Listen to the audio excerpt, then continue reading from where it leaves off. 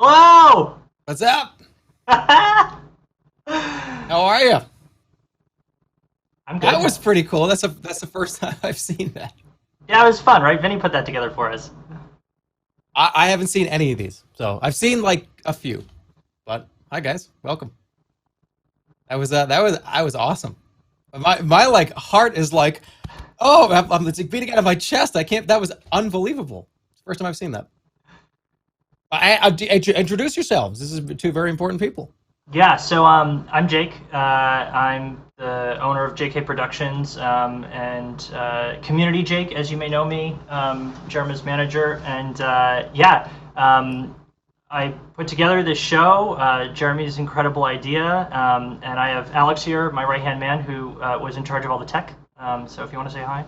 Hi, my name's Alex. Yeah, I was the director for the Dollhouse, so any of the technology that wasn't from the extension was something that my group was working on and that we'll talk about tonight. These two guys were responsible for more than just this. Archaeology, thank these two. Bugleberry's hot tub, these guys.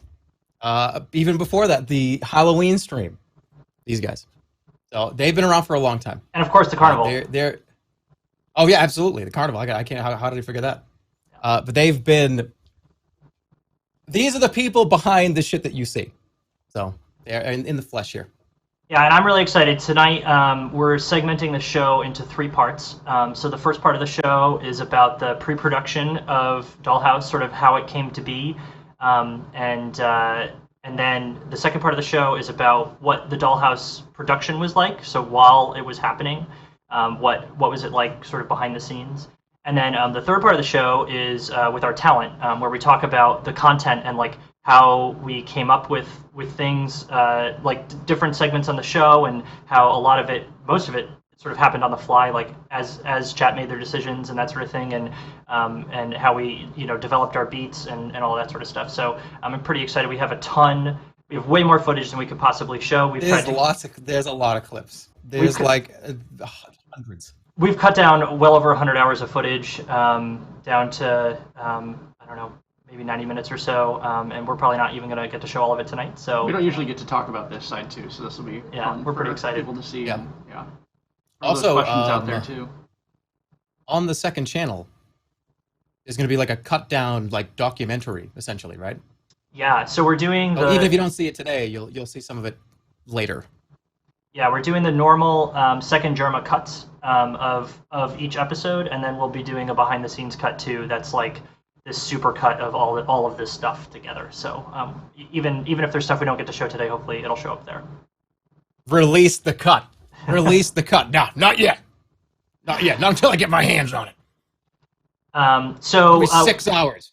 With us today, in the first part of the show here, we have Nick Lawrence from AndyMark. 6 rooms. There's 2 upstairs. Want that to happen. We got Nick Lawrence from AndyMark. If you want to say hi, Nick. Hey everybody, my name is Nick Lawrence. I usually work for AndyMark as a mechanical engineering person, but also in a small group of people that get to do really fun, super special projects like the Dollhouse. And it was a total blast. One of the coolest things I've ever worked on. Yeah, and also carnival stuff too. So all the robots, that's these guys. They did that too. So they were responsible for so much stuff. And I cannot say, I can say it a million times, but you guys are worth going to a million times over. I would rather use the AndyMark people over like the highest quality studio in Los Angeles 100 times. You guys are really, unbelievable. really kind. We There's no way we'd be able to find. Yeah, I just want to say in front of everybody that we super appreciate the opportunity, and we had a blast doing it for sure. We look forward to more. Yeah. Oh yeah. Yeah. There will be plenty more. That's for sure. So I think to start us off, There's a cat. Oh yeah, there's a cat. Cat sighting. Yeah. Simon's finding a place to sit for the stream. I think to start off this section, I'm gonna show a few photos real quick, and then we're gonna jump into a tour that I gave to our BTS op Vinny, and we can kind of skip through that and see what it was like on set there. But to get us started, this was like a super early render of what the space looked like in the mind of the engineers over at AndyMark. And as you can see, it's, we had this idea about like, we want this dollhouse to be 2 floors. We want there to be, it needs to be more than just a bunch of sets. And we talked about having like disconnected sets, where it's like, okay, well, we can pretend that they're upstairs. We can use some camera magic to superimpose them upstairs or whatever. And at least I was pretty insistent that it needed to be a house. It needed to be a 2-story house for us to have the effect that we wanted it to have. And so, as much as it annoyed everyone, I think to be insistent on that, this is sort of what we came up with. And so, looking at it, these are like some renders that we had of like where inside the warehouse, because the roof in the warehouse isn't really that tall, and so we had some issues with like how high the truss can be and where the lights needed to be and all that sort of thing. But you could see like an overhead here, we have the upper rooms and the forward rooms are actually set back. The upper rooms are set back, which is why when you see that full house view, the upper rooms look smaller because they're 20 feet back from those lower rooms. But it really is necessary in order to shoot that way. And to light the space, right? To be able to light something without having a floor on top of it. And you're talking about a building where, like, at some points in this building, the roof is only 23 or 24 feet, and the set itself is 18 feet. So there was a lot of kind of camera tricks and light tricks to make the items look correct. And to have the force perspective for the walls, because you really need to feel like you can see what's on a wall, right? You can't build a 90-degree wall, or you wouldn't be able to tell what you were placing. Yeah, they're like this, right? Like that. Yeah. Essentially, they're like frayed up. Yeah. Yeah, that was definitely like originally I was going to go out the top floor window. Oh, that was the first idea. Was I want to go out the second floor window, not the bottom floor. That was the plan. Like, how the fuck are we going to have you go out of a second floor window? I was like, I don't know, figure it out. And then I like walked out of the room. Yeah, Nick, I don't know if you want to say anything about those forced perspective rooms, because that idea was the genius, I think, behind how we were able to shoot this, and that totally came from your group.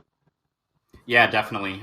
There's a lot of people. I mean, I'm just one of the team. I mean, Liz and Rin and Brett, really the other core people on our team that all have a lot of artsy theater perspective, and they really kind of drove the shapes of the rooms from our end. And they were like, yeah, like every set ever, they got the rooms open so you can see the stuff on the walls, which makes it so much easier to shoot and see like, like grandma spoons on the walls. You can actually see them instead of having to like bring cameras way around and see the detail, the doors opening and the window openings, all of that. Yeah, it's funny that like when the project was pitched to us, we were like, you want 2 stories, right? Okay, so we're gonna fake this, right? And you're like, no, it's gotta be 2 stories. And we're like, okay, so it's 2 stories, we got it. Yeah, you can actually see the real life one here.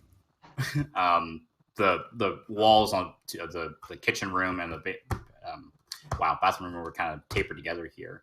That you can see the walls kind of tapering open, which is pretty neat. One of the things we had to be super careful of, you can see in this, is the tops of all the alleyways are just fabric. They just needed to be black, and we had to be super careful, to remind people to not step on them because it wasn't a flooring surface.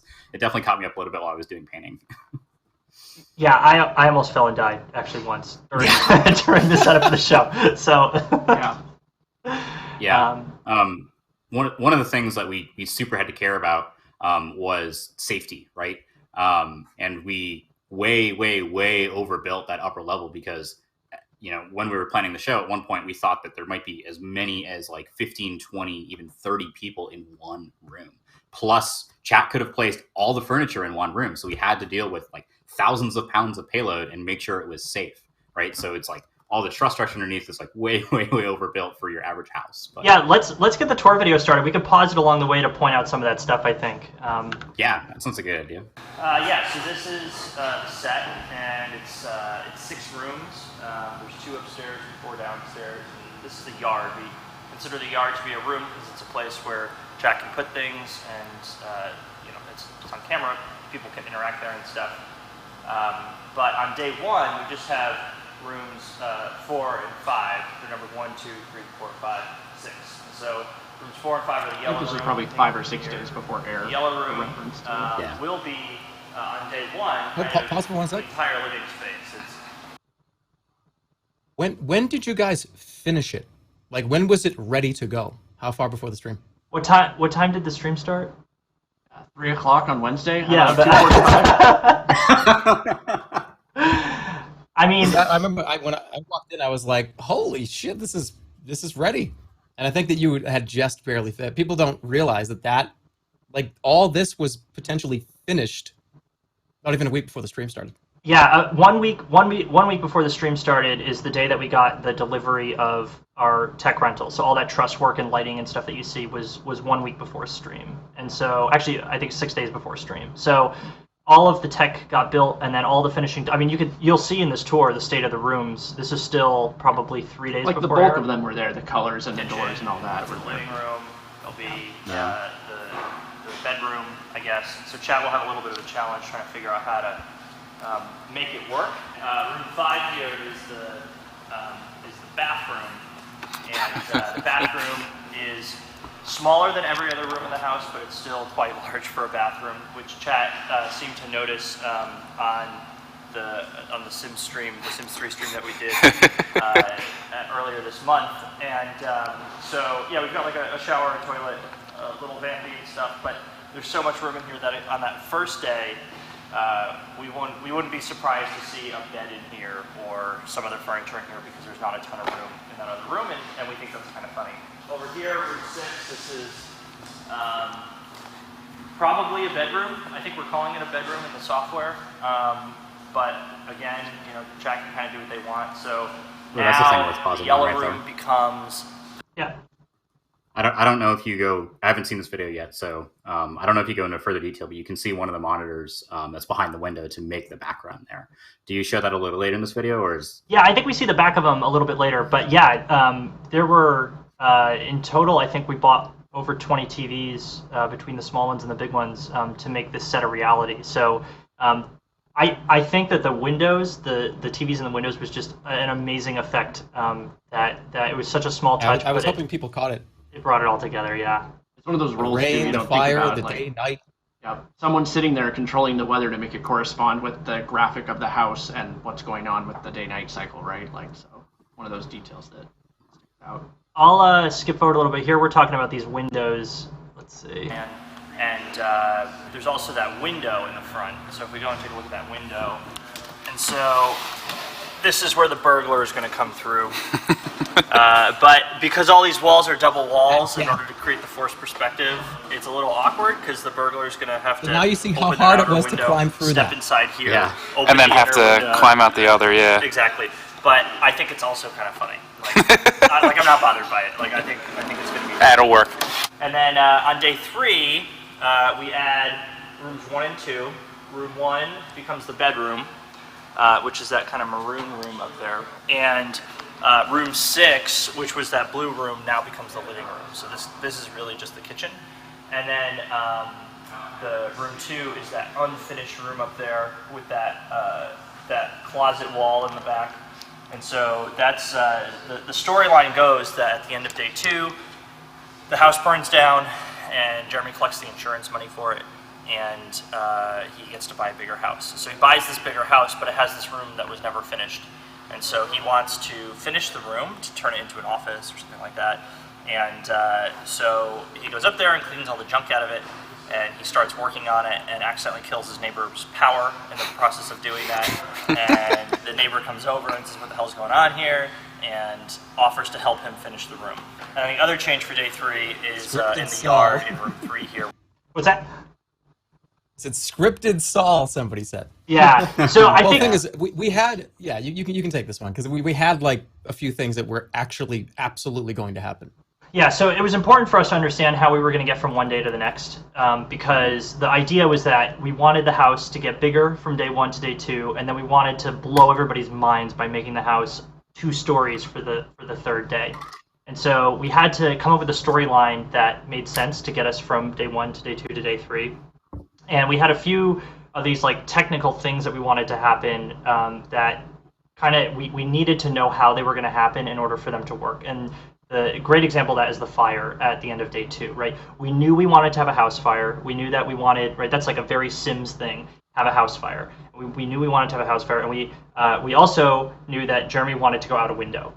And so coupling those two things together actually didn't happen until Jeremy was on site. We knew that Jeremy was going to go out the window, but we didn't know how or why he was going to go out the window until it was like pretty much the day before the shoot, and it was like, okay, why is Jeremy going out the window? How is he going out the window? And that's when we talked about the fire and rehearsed the fire and blocked the fire out in order to make that happen. And so the fire was the natural storyline about you get insurance money, you buy a bigger house, or you rebuild your house, or whatever it is to get that huge house on day 3. What we didn't know, for example, is the call came from chat for when he would make the food that started the sequence for the fire. So we didn't know where the fire would happen. We knew it would be related to making food, but ultimately we had to place it somewhere when chat had decided to make food where it was the right time for it to catch on fire. So chat was still involved in that decision, right? Of like the food decision was made, and that started the sequence. Yeah, and there's so many decisions. There's so many different pathways of things that we had thought about where it's like, well, Get there. yeah, like what are the different things that they could choose, and we kind of planned for all 3 different options, and then it's like, okay, well, if they pick this one, then what are some more things that they could choose? And so there's like dozens of storylines that did not play out because of how chat chose them. But as you'll see as we kind of go through this, the reality of the situation is that you have to have some pre-planning in how some of these more complicated things are executed in order for them to work. And a great example is the window shatter, right? Which so yeah, was something that had to happen. for sure. People say my mic is fucked up. Does it sound bad? Is Sounds it only good my to me. webcam mic? Yeah, that sounds right to me. Sounds okay. Sound weird? Oh. Let me see. So this is prop storage, and it's kind of laid out by room. So there's like kitchen stuff over here, couches over here, bed stuff over there, chairs over here. So as chat purchases things, the people in the morph suit movers will come back here, pick the item, and then we'll go through the front door and install the item inside the house, wherever chat said to put it, or as close to it as possible. And this is where Nick was talking about those trusses overhead. Yeah, those are on like 12-inch spacing, which is kind of absurd for floor trussing. You can see it was, I mean, the rooms are like 16-foot square, and there's 2 of them upstairs. So there's this very long, unsupported span that we had to deal with. So we ran crap tons of these, those engineered wooden I-beams to support the weight of that. But it also created this nice cavity where we could, put prop storage. And the size of the upstairs was driven by the building more than anything, because of the spans between the vertical columns in the building we were shooting in. We wanted to tie into those to help support the floor, and did a pretty good job of hiding the beams, especially you guys with all the curtains you hung to hide the beams on set. But they were baked in, and they were part of actually holding the set together. And here's one of your TVs behind the windows. Yeah, TVs, and you can see the hose manifold there of the hose coming in to feed the sink and the toilet feature and OSHA Andy. Yeah, we were super enthusiastic about making sure that that little detail of actual running water was available on set, because we already knew we needed running water for one of the toilet gags, right, where the toilets broke in as one of the potential storylines. We needed the toilet bill to spray water. We're like, well, we're already going to run water here. Why don't we just have the sinks be functional? It actually ended up being useful because we could use the running sinks on set to clean between days. And just had that, realistic touch, right? Yeah. And this is the kind of stuff that you guys would just do. It'd be like, oh, well, we can do running water. It's like, how? How are you going to do running water? It makes no sense. You guys it's pretty funny. You can see you go back, it's actually all garden hoses and adapters. Yeah, see if you can see it. So there's the manifold. So that's actually all residential garden hose, manifold stuff in 2 locations, one in the bathroom and one near the, this is behind the kitchen area. And we went to Menards and just found all of the little bits and doodads to go from garden hose to kitchen sink. And I don't think you can see it here, but there's a little black hose to the bottom right of those two yellow hoses running into the wall, that's actually running into a 5-gallon bucket because drainage is its own level of difficulty. So we just had 5-gallon buckets to drain the sinks to, and we just emptied them whenever they were needed. In that same So clip, we couldn't use them just- for too long. you see the oven in this clip too. Yeah. I have a clip of the oven. Yeah. Yeah. I Actually, think there was a time where I was running the sink, and I think there was a time where I got in my ear. It was like, hey, turn the sink off. Like, you're going to fill the fucking bucket. Like, it's going to overflow. Yeah. Because I was using the sink too much, like, one of the days. So somebody had to, like, scramble back there and, like, dump the bucket quick. Because he's, like, going to flood it. This is the handiwork here of, was it you that worked on this? It's me and a couple people who worked on the oven part. I did mostly the like dressing of it, whereas another Animark person cut the back of it off, and then Brett really made the hole in the wall work with our contractor. So yeah, this is really cool. This is so that, you know, behind the scenes we could like have like the cookie dough thing work, where you put in the bowl of, you know, cookie dough, and out comes a whole package of cookies without ever having to break camera on that room. Same with the mac and cheese, Mac and right? cheese did it once too, yeah. Yeah, mac and cheese was done the same way. And like I was the one who was doing the oven management, and I had to be like super quiet because I knew the shotgun mics were like on and right over the oven. So I'm like super carefully pulling it out of the oven, trying not to make too much noise inside the oven. I thought somebody was just pissing into that. I was like, oh, that's not, what's that? I was like, why are we looking at this? Yeah, that's something that Nick just mentioned there too. Every room had a microphone in it, in addition to the ones that the characters were wearing, which is kind of a small thing, but it makes a big difference in the end, because that's how you were able to hear things like the moving crew, right, who are not individually like they don't have microphones on because they don't have lines. But that's how we would get some of that ambient noise of them running into things or kicking things or whatever, or a scene with a lot of characters like in the party and whatnot. We can pick up little bits of conversation, even though not every single person has a microphone. So, but it also, the flip side, right, is that everybody working around that set or backstage has to be super careful, because there's just like these ears that are just over every single room for everything you're doing.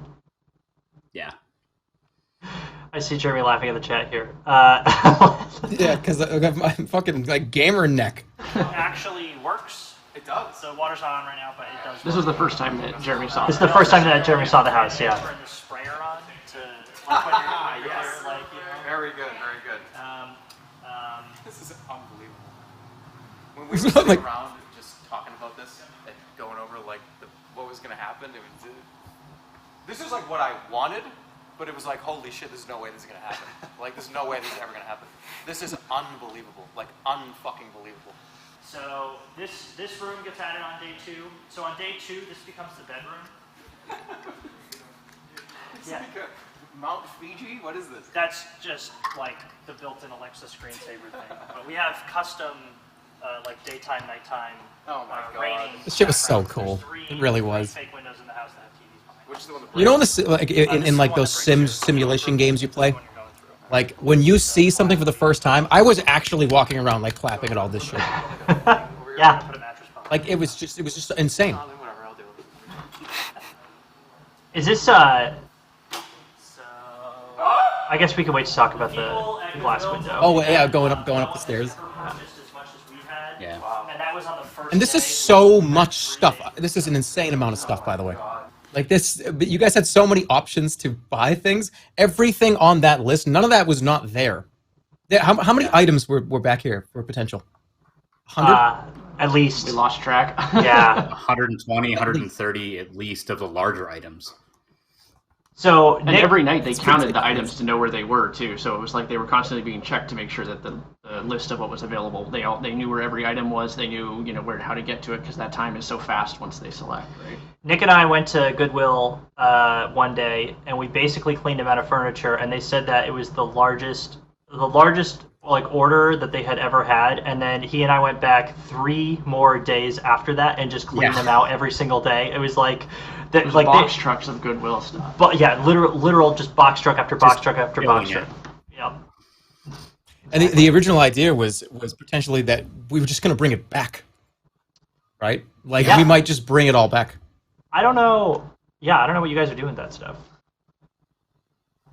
It's still there. It's still there. I know a lot. Still figuring it out. Some of it was claimed by crew, but I assume that Yeah. anything that's left over will just get donated again. I mean, some of it was That's pretty the cool. plan. Just donate it again. I want to make this a point too. Pretty much one of the things we wanted to make sure was happening here was, so a lot of the stuff that we got from some of these like thrift stores and stuff was to either get it back there, donate it again, donate it to where it belonged, and a lot of this wood too. A lot of this stuff is going to be reused and repurposed from the construction manager. So It was all built to that's code, good, too. so it could be used to build houses. yeah, like a lot of this is actually going to get potentially repurposed. So that's really good because we essentially put all this stuff here and essentially built a half a house. So I definitely wanted it to go back as much as we could and kind of repurpose it, recycle it if we could. So I see chat asking about the stools. So the stools, there was one stool. It was just like, oh, we should probably have a footstool as a thing that they could buy. And chat loved the stools. And so that night we'd send somebody out and said, buy as many stools, that model stool that you Cleaned can them find, out. and just cleaned them out. Yeah, it was like we went to every store in the area that sold that sort of stool and just bought them out. So we then just used them whenever we could. We used them in the mystery boxes. We put them back in the store. They were in the cabinets upstairs. They were in the cabinets, yeah. The mystery cabinets or whatever they were called, yeah. yeah, you get mystery boxes with just stools in them. Yeah. All of the This is case storage back here. Yeah, we had the delivery of all the stuff that the technology that loaded in here was the equivalent of a full semi truck worth. It was like several hours to unload, let alone set it all up. So it's a lot of Car. equipment. No, that's at the very back wall, yeah. I think we have a picture too of kind of the layout plan for all the motors and everything. Yeah. We had a lot of stuff suspended in the air to support all the lights and. I gotta cameras clean and up some whatnot. stuff in there and then. This is back where everybody was hanging out. There was a monitor here, back there. Oh, yeah. It was a screen, so all like the actors, all the people that were kind of waiting on the wings, they were all hanging out back here, just watching the screen, just waiting for somebody to pump in their ear or somebody to run back here and be like, "All right, we need a clown," and then just they would get ready and come out. Yeah, I think I might have a clip of that somewhere. Yeah, here. This one's called Green Room Chillin'. There they are. There's our actors back in that Moving green crew room. at the ready. Yeah. Like Just movers. based on the and decisions, houses back here. based on the chat decisions, we didn't know how fast it might be between bicycles or between different like scenes Yeah. and gags, right? So everybody kind of had to be like armed and all the time. So. That couch is so What- freaking comfortable, by the what way. an You could fall image. asleep on that couch. Just people in morph suits just hanging out, like, what's up? Look at all this You got like, used to that for a food and while. stuff. Everyone's just like sitting there on their phone, just everyone's watching, just waiting. So here's some of the That's a great image. here's some of the documents that Alex was talking about. Yeah, like in this case, right? So this is we had 16 points where in this building we had to suspend things like truss for lights or for cameras, right? The camera shots you saw where you could place things in a room, or when you see them flashing and you're picking a room, all of those shots are cameras that had to be suspended so that we could cut between them without getting crew in them and worrying about where the wireless operators were walking. So we had 16 points where we hung things, or curtains, right? Like we had that whole upper floor curtained with big heavy drapes that you couldn't see that it was there, so it would be a surprise for the last day. So this kind of, we make these different drawings that lay out where things go so that as local crew comes in or hired crew and whatnot, they all kind of have the same thing to work off of. And we kind of write all of our changes on them as we go. There's lights and video, and each one kind of has their own to keep track of. That was not rotated right. I think we have a video too of the lighting.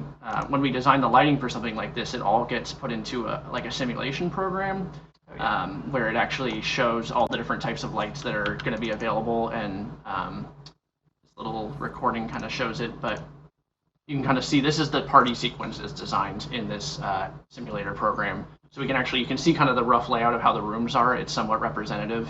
And the lights are laid out where they would be on the different points that are hanging in the air. And so then we can design these sequences and get an idea of what they look like. You can see a human analog in one of the rooms as well, and kind of see what we'd be working with and know where to lay things out before you're on site. Because once you're on site and you put something in place, it's a lot harder to move it. So we try to simulate a lot of that as best we can. And I think I mentioned this to you guys on the actual set, but I'll say it to you guys here. When this idea was just kind of floating around like years ago, just for fun, you know, when you close your eyes and you see the thing that let's say you you're working on like a project, or you're writing something, or you're making like content or whatever. When you close your eyes and you see this like movie in your head, right? I saw this set is what I saw. And it's crazy to actually see it happen. Your like imagination, your like actual visual of exactly what you see in your head. It's bizarre to see it like actually play out. Like when I play, the people are doing the question marks to me. You guys don't play movies in your head? Who doesn't do that? You don't like you can't like just see like a movie right now, like play it right now? Yeah. Am I insane? What's happening? They're saying you hallucinate. Yeah. It's not hallucinating. I'm imagining the set. About what It's hallucination? It's a vision. Yeah. No, All right. I definitely Anyways, know that. so when I closed my eyes and I saw this set, this is like what they built is what I was seeing, and that's incredibly rare. That never happens. Where is this? This is at the Oh, airport. it's at like the airport. Yeah. I was like, where the fuck are we? Yeah, this is not. This the is airlines not aren't very happy with the amount of stuff we move. yeah, we'll move 20 or 30 road cases at a time, just like through the luggage system. Sometimes it'll show up on a second plane because they couldn't get it to hit weight on the first plane. But it's part of the deal. That's how it works. This is the rest of the set. Yeah, imagine. Do you have the render from the day 1, 2, 3, like the color render? Yeah, see if chat noticed one thing about the day 1 render too. Oh yeah. Mm-hmm. One with the horse in it. The horse is not in day 1. No, but this one, yeah. Somebody said chat Something's can't upside rotate down. a cube in their head. I was going to point out too in these renderings, a couple things here that are interesting, right? So the giant TVs are there. They were placed in a specific spot so that no matter where the characters are moving in the house, they could always see chat. So those giant monitors, one of them was chat, and the other one was what was going out on the feed. So they could always see, no matter which character and where they were. There was always a view from each room. But the other thing here that's kind of interesting is this was supposed to be the model for day 1 with just the middle rooms. And the yard actually wasn't part of it, and that was added later. That was an on-site change, kind of based on the logistics of how would things get into the house and what were we interacting with. So just kind of, that's like an example of something that those kind of things just happen on, like, doesn't matter how much you plan in advance, right? We needed that logistically, so these pieces moved around, and we had the yard accessible in the first day. I think that was the night before change. Yeah, I think it was. Yeah. Like, I think those curtains were already up there or being tied on at the point that it was like, nope, we want the yard visible, right? So. Well, because there was a visual with, seeing the whole, that side view with the kind of cutaway view. And we sat there, we were just kind of staring at it like, if I'm coming in through the left side of the door, it kind of has to, we can't just like have it be, oh, look, it's just outside. And like, I just appear in the door, right? Into the kitchen, into the living room. So it's good that we actually had a solution to it. I guess one last little pre-production thing that we'll talk about before we move into the next segment are these gobos that we had made. These are kind of cool. That's so cool. They're a little hard to see. You may not have seen them on the stream, but you can see them here. We took nice photos of them. But yeah, they're metal discs that are punched and they're laser cut basically to show an image. In this case, we have the germ and the logo here. You can actually see a good amount of detail on it. And then those moving lights that we have, we could position them to color and location and all that. So we could actually light Coinbase with their blue and Twitch with their purple, and then Jeremy's logo with the green and blue. And so at various points, we didn't show the corner camera a lot because of the context of the rooms we were showing, but there was a few occasions, or like the monologue when Jeremy talks about Coinbase and whatnot, where you could kind of see their logo and their color, and it adds a lot of character to the house and what you're seeing too. It was awesome. Nick, is there anything else you want to talk about in pre-production before we move on? Maybe the glass a little bit. That would be about it for the window. Oh yeah. If you want to talk about that. Sure. That's like one of my favorite gags of the whole week. So let me queue up a video here. So those of you who watch the stream, which hopefully is everyone, the Jeremy going out the glass is real 100%. And we're going to show you some footage. We got proof. We have real proof that it's really real. not a stunt double, not pre-recorded. That happened live. Absolutely live. So first I'm going to show you, we had a sheet of the glass show up broken to our set, and so we had a piece to test with because we had this broken piece. And so here's a short clip of Nick testing what it's like to punch through this glass. By the way, at least Nick, I think you were terrified to do this because none of us had interacted with the glass at this point. Yeah, Probably, I had this no is idea. not real glass. Don't do this at home. It's No. not real glass. Don't punch a glass. This is Hollywood glass. Yeah. Made by a studio in Culver City that like this is all that they do. They're like the only manufacturer of this glass for television. It's very expensive. Don't do this at home. Yeah, I was Yes. not certain how it was going to go, but it like explodes, right? With like any real energy put into it. Like you can break it and it like breaks into large pieces, but with like any real energy, it just explodes out. But it explodes safely, right? All the edges are pretty dull. The worst thing that happens is you get a little bit of like dust on your fingers that looks kind of like glitter. But before I punched that, I did not know how it was going to break. So Which was kind of worrisome, but we had info. We could actually tell Jeremy, like, yep, it's safe, it's good. Like, And I'm actually the fact that the gloves were picked on the second day. I remember sitting there thinking, Good did job, I Jack. put on like big rubber? Yeah, like you guys didn't even know, but Yeah. you like protected my hands, which was like important, right? Hands, forearms, wrists, that whole thing. So before we a thing that's go ahead. I was going to say, before we show the clip, I have some clips of Jeremy practicing. This is the very first time that he practiced. There's no glass in the window. This is just him flying through the window. No. Yeah, let's do it.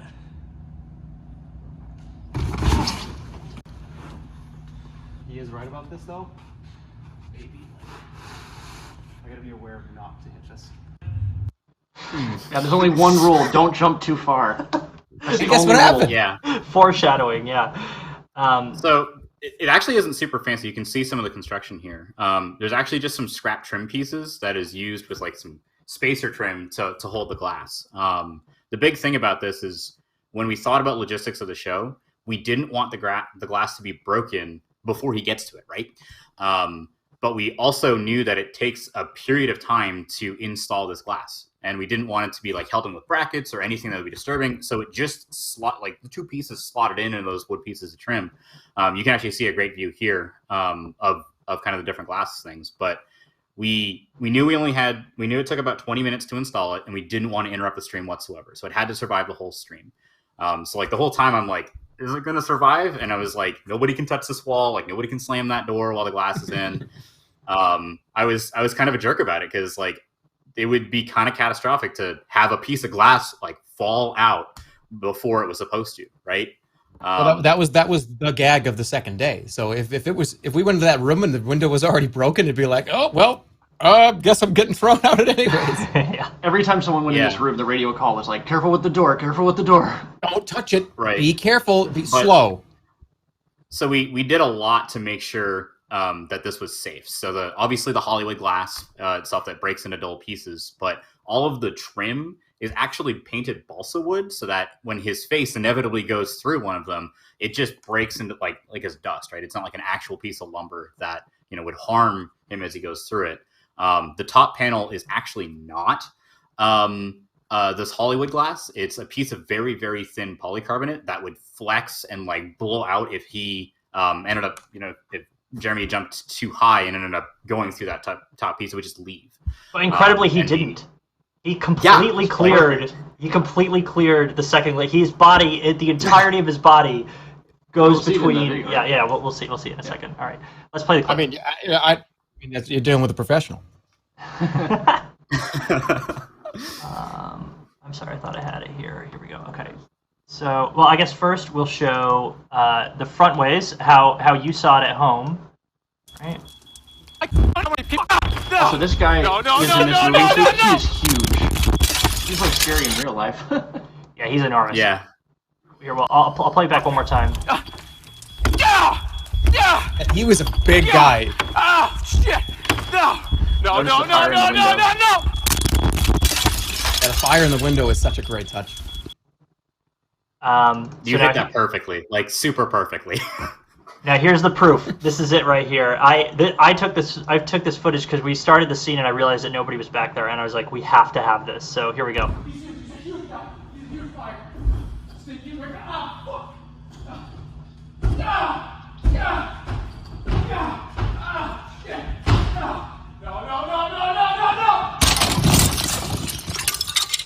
Brutal. You can hear me say, Yeah, "You he was good?" great. And he gives me the thumbs up. Here, I'll let me see if I can. Play the end of it. Yeah, I'll just play the end of it again one more time. Remember, the rule was don't overshoot the mattress. It makes such a great sound too. That's not like sound effects either. That's not People are like, Foley. oh wow, what a great sound effect. Yeah, right there. I did have I Like- did get like a few small abrasions here and like maybe like here and here, but like down like on the forearm, but nothing that would, you know, I wasn't bleeding or anything. I was fine. Right. Scraped, a little scrape. All It was right. unbelievable. I remember when you showed that to me. You were like, "Hey, what do you think about like this concept?" And like I was gonna put the balsa wood, and I'm just like, I think I just started laughing. I was like, "This is the greatest thing ever." By the way, I don't think It was chat knows. perfect. I don't think chat knows what they started with. Well, so this is he can't tie his own shoes because he's wearing the gloves. But if you go to this one too, on the day And I that demanded it. chat chose the cargo shorts. Jeremy, you want to talk about the cargo Oh, the shorts? the situation? cargo shorts. Because I don't think people realize what Okay. they did by picking cargo shorts. Yes. So here's the deal. So those are not the cargo shorts that you guys actually picked. There was cargo pants and cargo shorts. Now the problem was the cargo shorts were like a size 28 waist, and I could not fit in them. It was inappropriate, like actually inappropriate. It was not cool.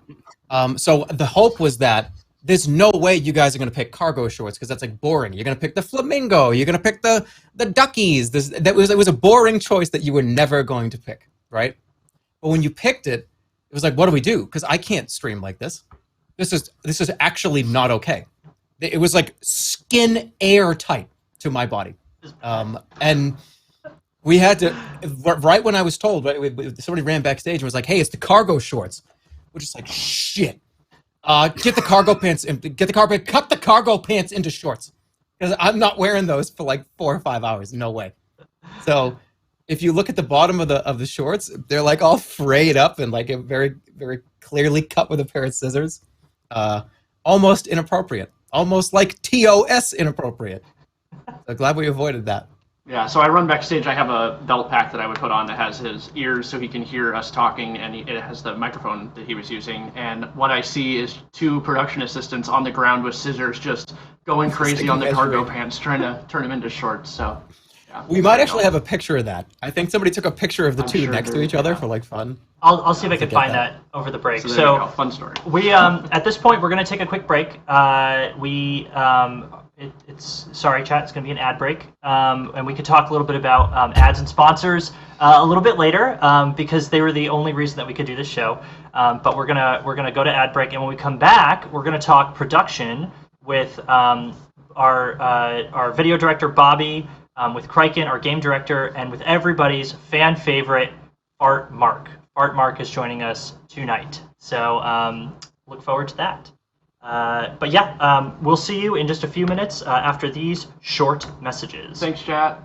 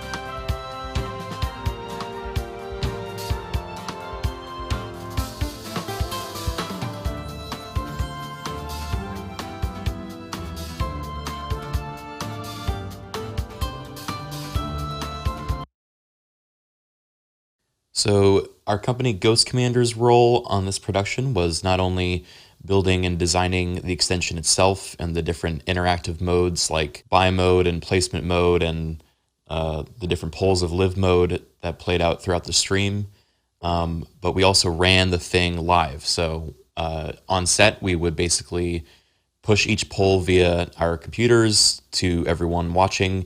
We compile the results and then display the results as well, and then relay what won and what should happen at what time to the rest of the crew. So things like, how Jerma should react in a given situation, we would then turn into different poll events and different options. Some of those we build on the fly based on what viewers liked and wanted. And then we push that out to everyone and then, gather the 30,000 replies and then relay to the rest of the team what needs to happen on stage. Wait, professional fartographer? Photographer, yes. I am operating all the microphones, so any audio you hear on stream comes from this console and this laptop. Wireless microphones are all set for all the actors, and I have this wonderful soundboard with a variety of far selections to fit the scenario. So I can do one of those, I can do one of those. If I want something a little wetter, I can kind of go in that direction. So I am making the sound magic happen here.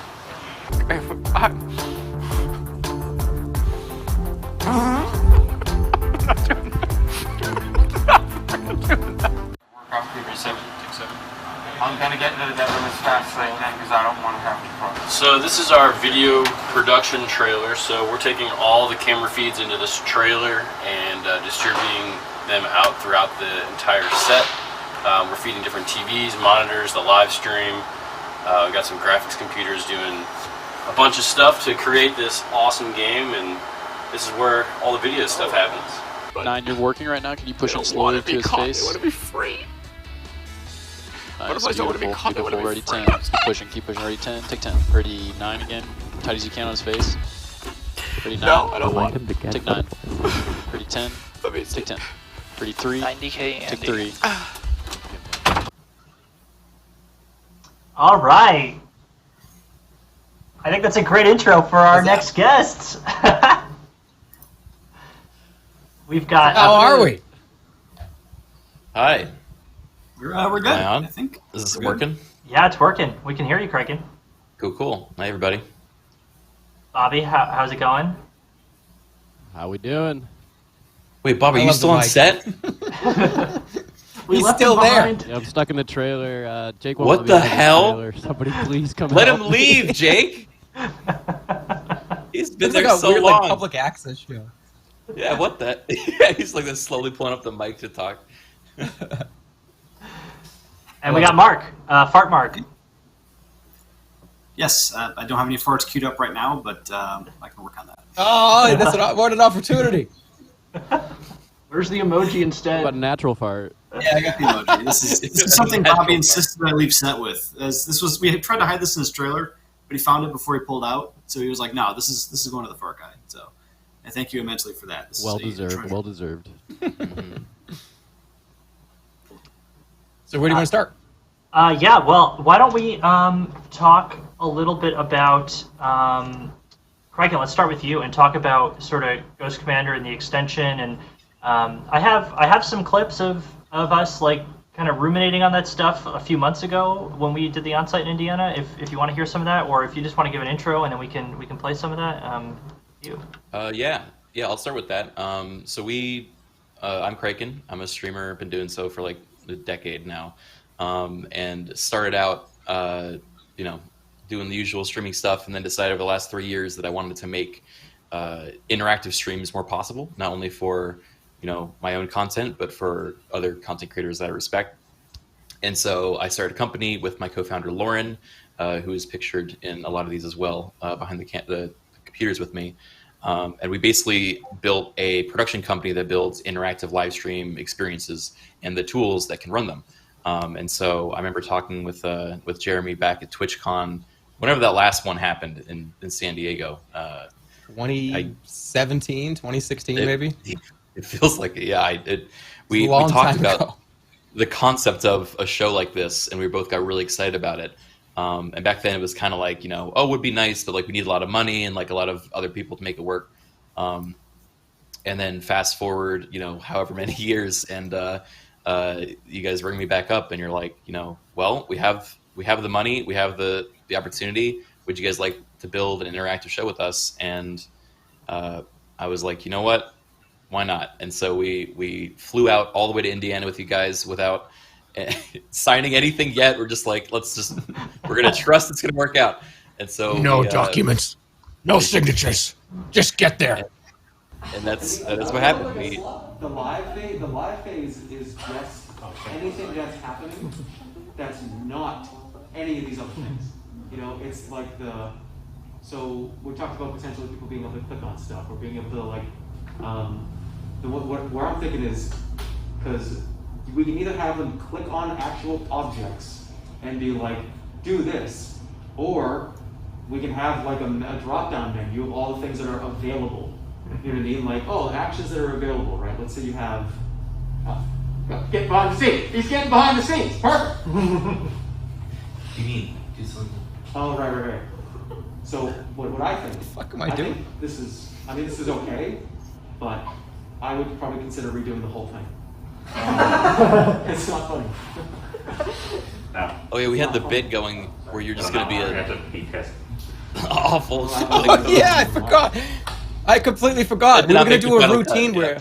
No, that didn't make this at all. I'm realizing, I'm being a dick so here. out of place. We were going to have the behind-the-scenes show be me being an asshole to everybody for an entire 3 months. I didn't even use it. This is the only footage we took of me doing that. I was watching your face as you're watching this right now, going, "Why the fuck? What? That's me." Why am I what's wrong with me? That's so funny. Yeah, so basically, what happened here is a pretty good example. You can see on the whiteboard, we just had a big brainstorm where Jeremy would be like, here are the sort of touch points I want. I want the moment where, the movers come out and deliver the item that chat picked for. I want the moment where chat picks for me to go to the bathroom 80 times and I have to keep doing it. And from there, we kind of extrapolated this show format and the different stages of going to sleep and then buy mode happening, live mode being whenever he's awake, placement mode happening after that where they can pick where in the room. And then we also work backwards from how many days we wanted to shoot and how we wanted the set to kind of evolve over those. So, the small house, the buy upgrade, how much money we think that should cost, how we can incentivize chat to then spend that money to upgrade the house. All these things were, discussed and thought out ahead of time. And we were basically given this big list of would be nice, this is what we want. And then we went and built the extension over the remaining couple months. And then came back and ran the thing live with everyone. So it's crazy how much of this original brainstorm made it in. Now that I think about it, there was so much we had, and I think it was pretty much all there. Yeah, and chat's it's actually shocking. It really is, and chat's actually picking out some pieces from this image that I put up that I probably should have looked at before I put it up. No, we're good. But I think it's a good time to actually talk about sort of sponsorship and how this whole thing came together. And so, Jeremy had this idea 2 years ago. I remember getting a phone call. I actually remember exactly where I was when he called me, because Jeremy calls me a lot, and he has a lot of ideas, and a lot of those ideas are great, and a lot of those ideas are just completely insane. But that's what makes it work, right? And I remember him calling me with this idea, and my immediate reaction was, "This is amazing. We have to do this." And it was over a year that we were looking for money to do this, because we knew that we couldn't do it alone. This is an extraordinarily expensive production, as you can imagine. You saw there were well over 30 crew on site, plus all the pre-production, plus all the set, plus all the gear, plus all the travel. I mean, it adds up really quickly. And so finally, at the beginning of this year, Twitch became interested in the show, and we started negotiating with them, and we came to a deal which included a certain number of hours streamed, as well as a certain number of minutes of ads run at an ad density, which is why we're running ads on today's show, for instance, because it's part of that package deal. But Twitch really gave us an incredible amount of money to make this happen. And we also were then shopping for additional sponsors, because we knew that the amount that Twitch gave us was not going to be enough to cover the entire show. It was a great start. It was enough where if Jeremy had to do it out of pocket, I don't think it would bankrupt him, but it definitely. No, not really. But it was a good start. But we definitely were looking for more, and so we were shopping around, and some folks pointed out some potential sponsors that were there on the board at that time. None of which panned out, but it really was the addition of Ludwig less than 2 weeks before the show, and his idea about going to Coinbase and saying, hey, Coinbase, can you, is there anything you could do to help these guys out? And they were unbelievable, just completely phenomenal in the turnaround time, in the flexibility that they gave us. I mean, they basically told us, you don't have to do anything. Can you show our logo on screen, and can you shout us out once? And that's the only content that we want to. Yeah, they honestly just wanted to have the show be good. That was incredibly surprising, because there's been plenty of opportunities, and Community Jake's been around for quite a while now, the last at least 3 years. We've had potential opportunities in the past. I'm just saying that you've been around in the community, man. Well, I'm older than you. I got a lot of years on you. Don't worry. But in the past, there's been opportunities to do stuff before, but not at the level that they were involved, Coinbase, and they just wanted us to have a good show. They wasn't like, well, hold on a minute, you've got to have like 10 tweets. I need to hear about this. You need to do a full ad in the middle of we need to actually talk about like 7 or 8 ads. No, they just let us do whatever we wanted. And they just wanted to be part of it. It was awesome. It was the best experience with any type of sponsor I've ever had in 10 years. And that's why you never see sponsors on this channel, ever. Because I want to be able to do cool shows and not have to do something I don't want to do, or be intrusive in the show. And I know that's a concern for a lot of people here too, is, oh, you're going to get a sponsor, but are they going to fuck up the whole show? And now all of a sudden it's going to be a shitty project. Now it's like it's taken over by a sponsor. I'm never going to let that happen. I never want that to happen. So finding sponsors that actually will work with us and care about the projects that we do, that's how it's going to be. And if we can't make something happen, if we can't work something out, then that's too bad, right? We'll figure something else out. But I want to kind of squelch some of those concerns too, that people think that, oh, here come the sponsors, it's over. It's like, no, we're going to be fine. No, they made it happen. They really made it happen. At least I'm super grateful. So, all right, now that we've got that piece out of the way. Also, one quick little thing too. Something very, very interesting to note is this was at the very beginning, when this was in the concept stage, this was going to be one stream. This was not going to be more than one stream, and we kind of had so much going on that it was like, maybe this should be 2. Maybe this should be 3, and then with Twitch being involved, we kind of had to figure out what kind of show we wanted, but this was only supposed to be one stream, like in the initial phase. Thinking about that now, that's impossible. So much stuff. Looking at some of these numbers and seeing like the estimation of, we'll have 2 to 3 like live mode polls a day, and like live mode, it'll be like 10 to 30 minutes for each day, and it's like that didn't happen. We ended up doing like 12 every day, and there was like rapid fire, constantly things happening, and so it's funny. Even our estimations here were like really modest as to what it actually ended up being. I don't know. There's a lot of really cool stuff here. I think like a time capsule of the evolution of thinking through how the show could work. Yeah, the other cool one that I have here is about the timeline, about how this came together. This is when we met in Indiana on site. Look at him in the corner. Look at Jerry. It's such a great photo, Jerry. It looks like the beginning of May, maybe. His calendar says. What's going on? Is he having a stroke? Yeah, Jesus. What am I doing? Am I like asleep? Chat, did I fix Jeremy's audio? Are you happy with Jeremy's audio? There was an issue with people. I think it was people they say I'm coming out of both ears. Yeah, people that had who are on cell phones that have a single speaker. We've seen this issue before. I think I solved it. But yeah, people are happy now. Okay, good. Okay. So we met at Anymar. I mean, this is still months into the production, but at this point now we're at a place where we've identified Ghost Commander Criken and his team as partners, and identified Anymark as partners, and all that, and we came together for a site meeting at Anymark in early May, and you can see that the plan here was like, okay, week by week, here's the check-ins, here's what we're looking for on these days, and here's our stream dates, and here's what's going to happen that week, and we pretty much stuck to this like within a week, I would say. So Something in the middle there is really interesting.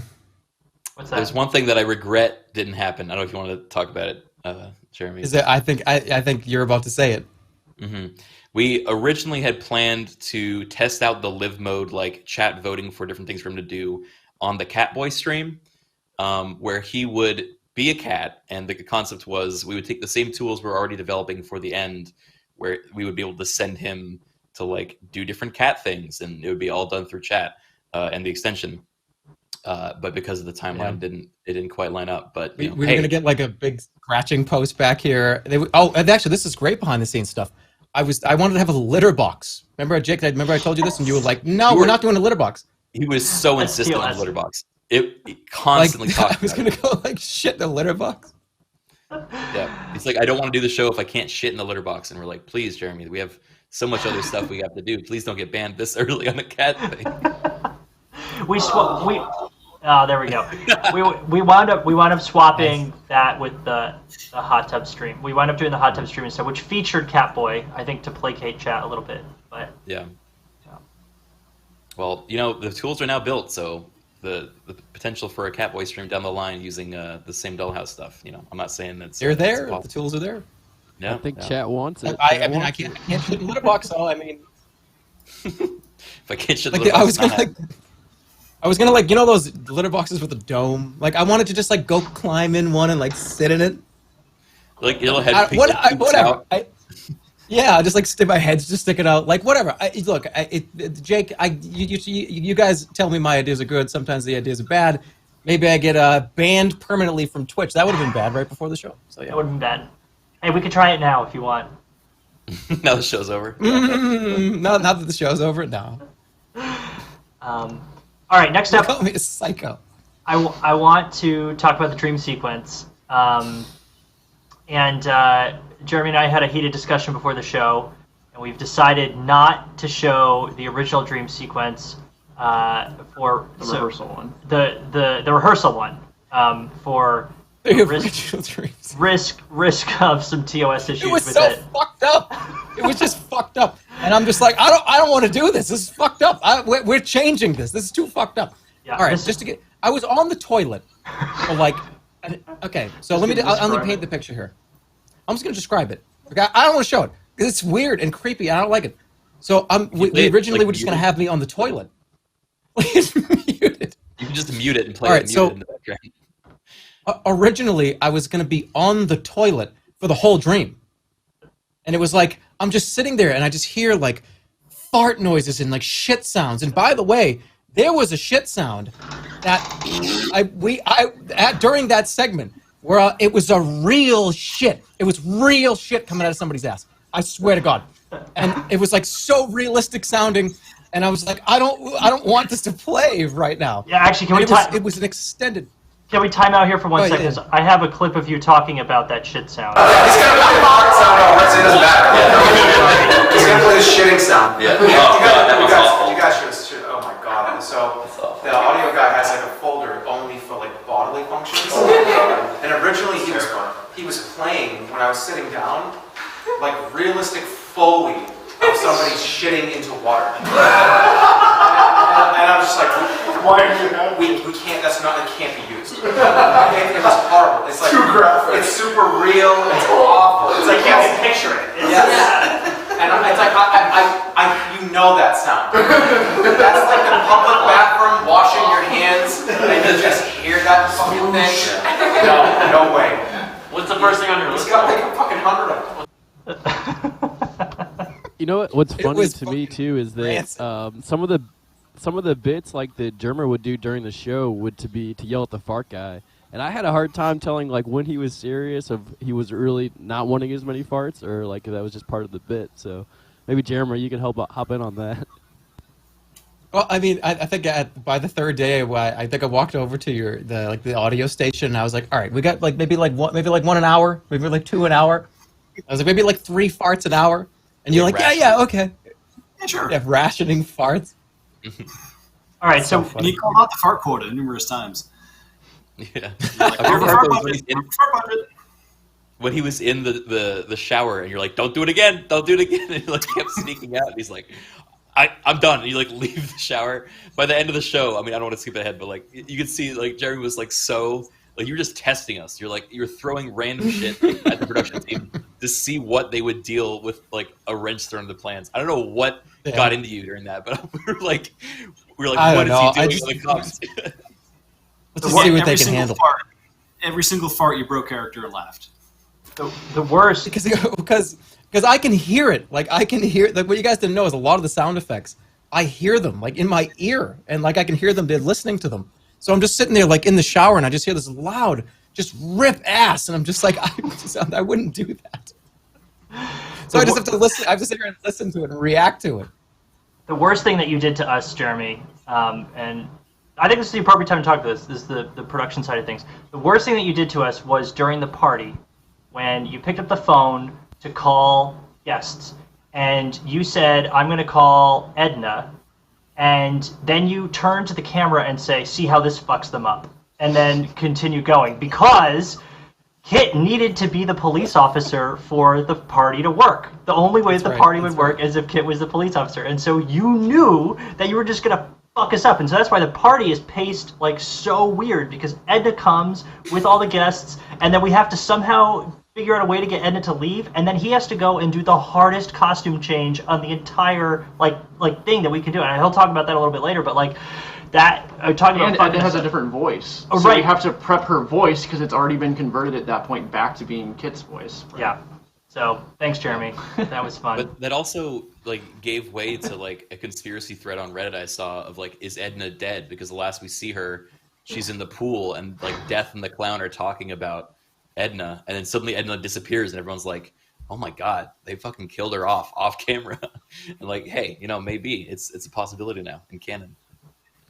I think another hard audio piece for Mark was the doorbell, because where he was positioned at front of house, you couldn't see the doorbell, and so people, especially Jerma, would sit there and like poke the doorbell. And so I could see it on camera. I'd be like, doorbell. It was the doorbell and the toilet flush, because where the audio booth was positioned, I had the front yard to my left and I had the toilet to my right. But because of the forced perspective, I didn't have line of sight to the doorbell itself or the toilet flusher. So like I'm trying to watch your camera shots to see when I'm going to hit the doorbell button or when I'm going to hit the toilet flusher. So yeah, so you kind of see what this looks like here. That was tough. And then Jeremy starts fucking with me, and he's like, I didn't press it. Yep. Well, because I'm starting to do like these incredibly animated movements before I flushed to give you like a second or two to be able to cue it up. Being like, oh, I'm going to flush the toilet. No! And I like reach down and touch it or whatever. Showers was really nice. All right, so battle station. I do want to talk about the dream sequence, though. I have a cool clip here of the dream sequence being incepted, and like sort of the idea behind it, and then I have the clip of the dream sequence playing out, but with the crew audio in ear, and you'll hear Bobby calling that. So Ludwig just read. Oh well, I think we just got we got a Ray from Ludwig. Ludwig, Ray coming in. Ludwig is in the building. Ludwig is here. Should I find an embarrassing clip of Ludwig to play before we start here? Where's the cowboy clip? Yeah, I think I got one here. Here we go. Oh, this is. I mean, it's not embarrassing. It's just.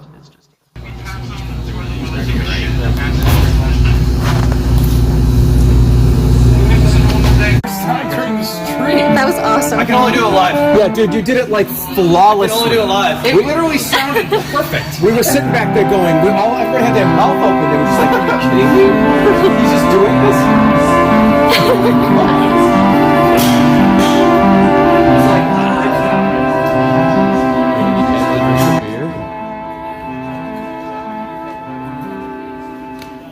Adrenaline and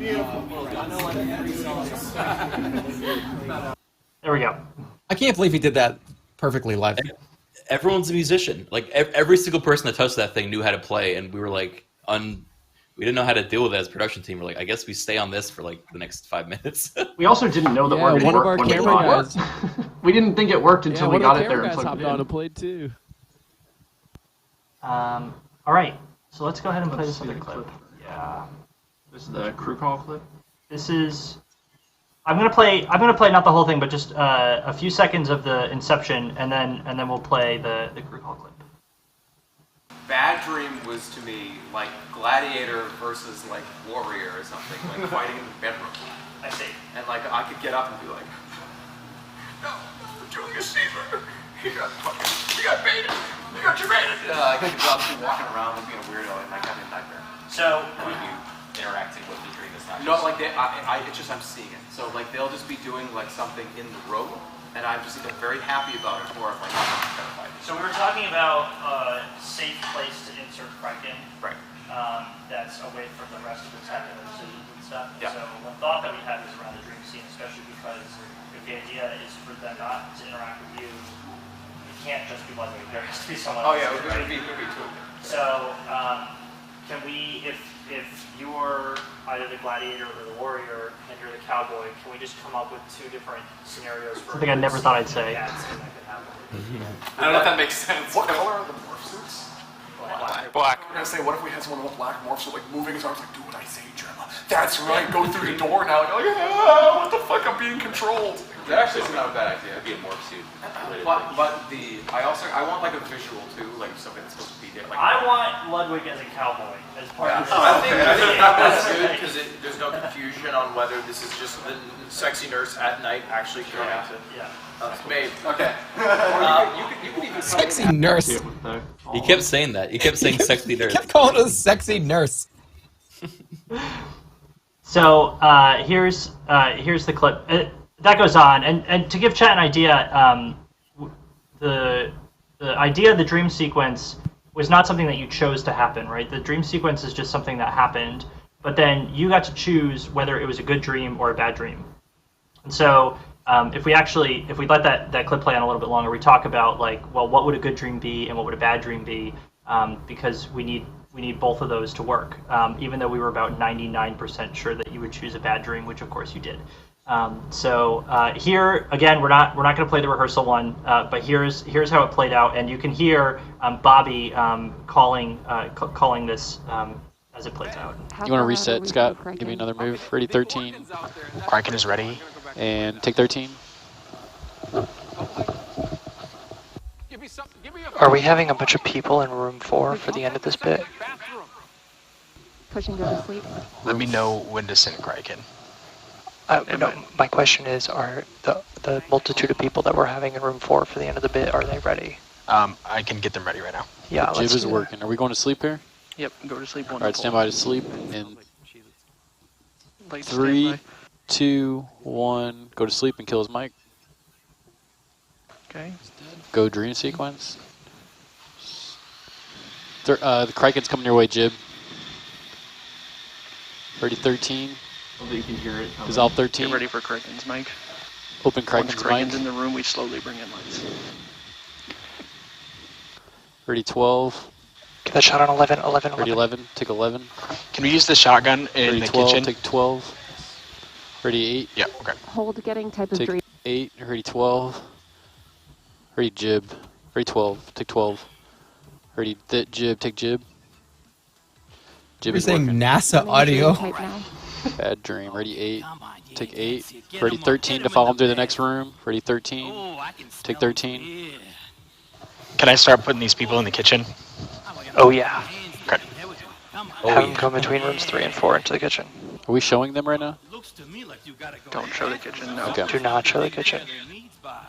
They're just loading. Ready, 8. We need to get that TV thing out of the way.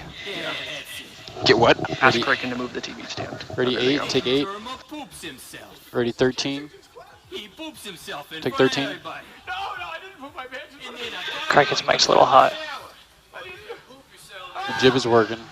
I don't know what needs moved out of the way. No, that's good. It's good. Ready, 8. Go tight on him, 8. Ready, 8. Take 8. Ready, 13. Take 13. Okay, is that it for the people going into the kitchen? Ready, 8. That's it. Nobody else goes in the kitchen. Ready, room 4. Dissolve room 4. Ready, 10. I'm staying here on room 4.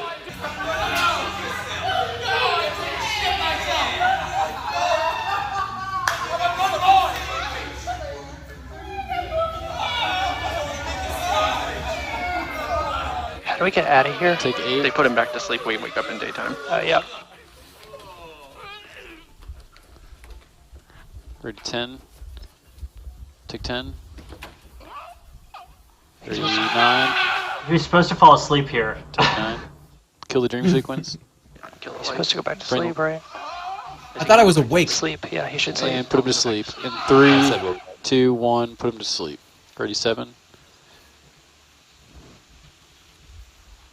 Just go to sleep right there. He's supposed to go to sleep right there. Pass out. Just pass out. Oh. Ready 7. Take 7. He's just walking. Ready 13. Take 13. And stand by 7 again. In 3, 2, 1, dissolve Perfect. 7. Kill his mic. Mic's killed. And we're going buy mode here? Nope, we're going daytime. Go daytime. Wake him up. What are we doing? We go daytime. Okay, stand by for daytime and camera 13. In 3, 2, 1, daytime. And wake him up. Ready 8. That little bit at the end there, when he calls for daytime and wake him up, it just feels like that moment in the Truman Show when Christoph is like, okay, you know, ready daytime, everybody to zero, everybody to their initial places or whatever. It's just like so bizarre.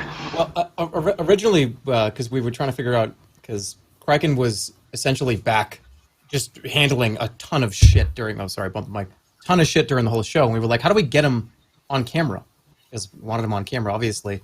And one of the ideas was actually to have him be like in a moon, right? Just like looking down, like with this like inside of a moon, like giving some like commands or something. But we didn't want to. Like break the immersion, I guess, of the show, because it was like, oh, we'll show everybody like backstage and like all the screens and stuff. And I think I was like, I don't want that. But originally, you were gonna be like in a moon. Yeah, I'm glad it turned out this way. I think crossing that like fourth wall into the actual room as this like disgusting Jesus ripoff character, it's like it was a nice little like transition, and that still felt in the world, but also being an absolute fever dream. Can we talk about how you had to wear that costume all day? Yeah, no, I didn't have time to paint. Picture of him doing that. Yeah, at least we can Yeah. find out. So since my duties had me like there until the final like 30 seconds before I appear on camera, the entire day I just shoot it in a toga with no like pants or shoes on. His hair is sitting on the table next to him. Yeah, Like he's got out of the hospital. Everyone was like, "You're out, you're out." that car too. He just got out of surgery, and I'm like, "Shut up! I'm supposed to be God." And I like brought this wig around. I'm like, I have to look like God. You were telling us at dinner that you had to drive the car a certain way because of your outfit. Oh yeah, no, this is like, I mean, I'm a larger than average man, and when I was in that little car, this toga was like way up to my waist, and I had like no pants on, so I was like, I had to like hunch over, and then like I just like curved my back like an absolute like caveman gremlin on the way in, because I didn't want anyone to like upskirt me as I'm like riding in on this like clown car. It was a very surreal place to be, but I pretty much blacked out the entire time I was on stage. I did not remember what I said or when. I was just kind of feeling it out. That's like right.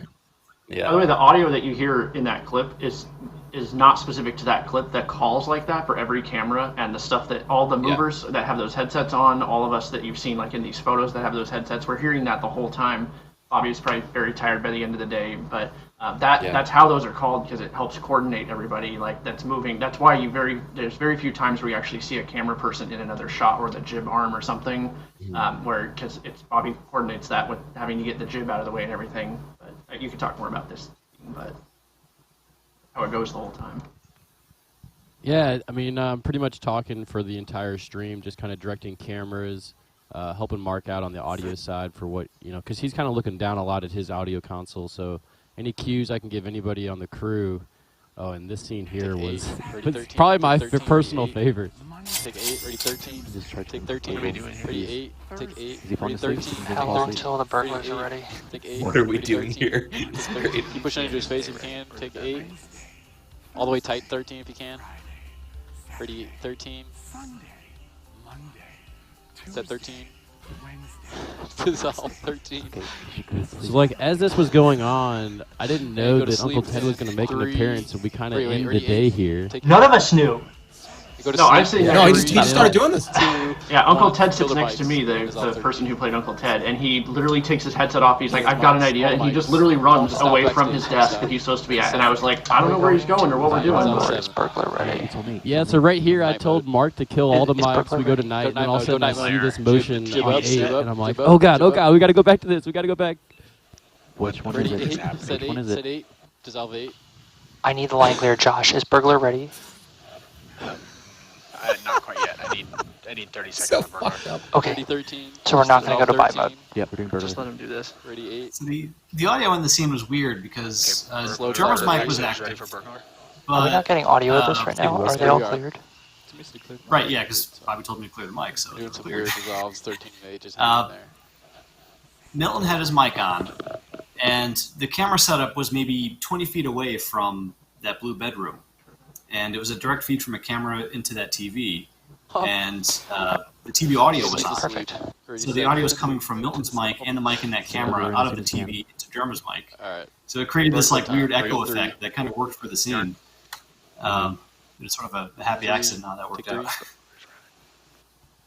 Yeah, And that was, by the way, that segment there, that was done within like overnight. After the second stream, we were talking about like, oh yeah, we could maybe have like the TV there. That might be funny. They set up this entire like back studio back where the furniture is. They did it in like 4 hours.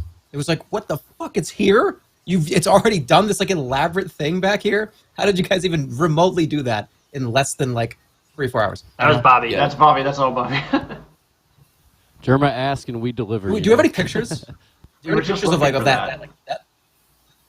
I don't know. It if was I have kind any of funny to prep. me because I kept going to Jake and I was like, Jake, I'm just not happy with this setup. It doesn't look the way I want it to look.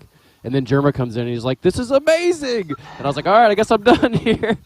And we went with it. So it ended up working. It was insane. I can try to show it. I don't know if this is going to work. We're going to It's try like a it. studio. Hang on, wait, let me. What are we? Yeah. That's the setup. Oh, see if it'll focus. Come on.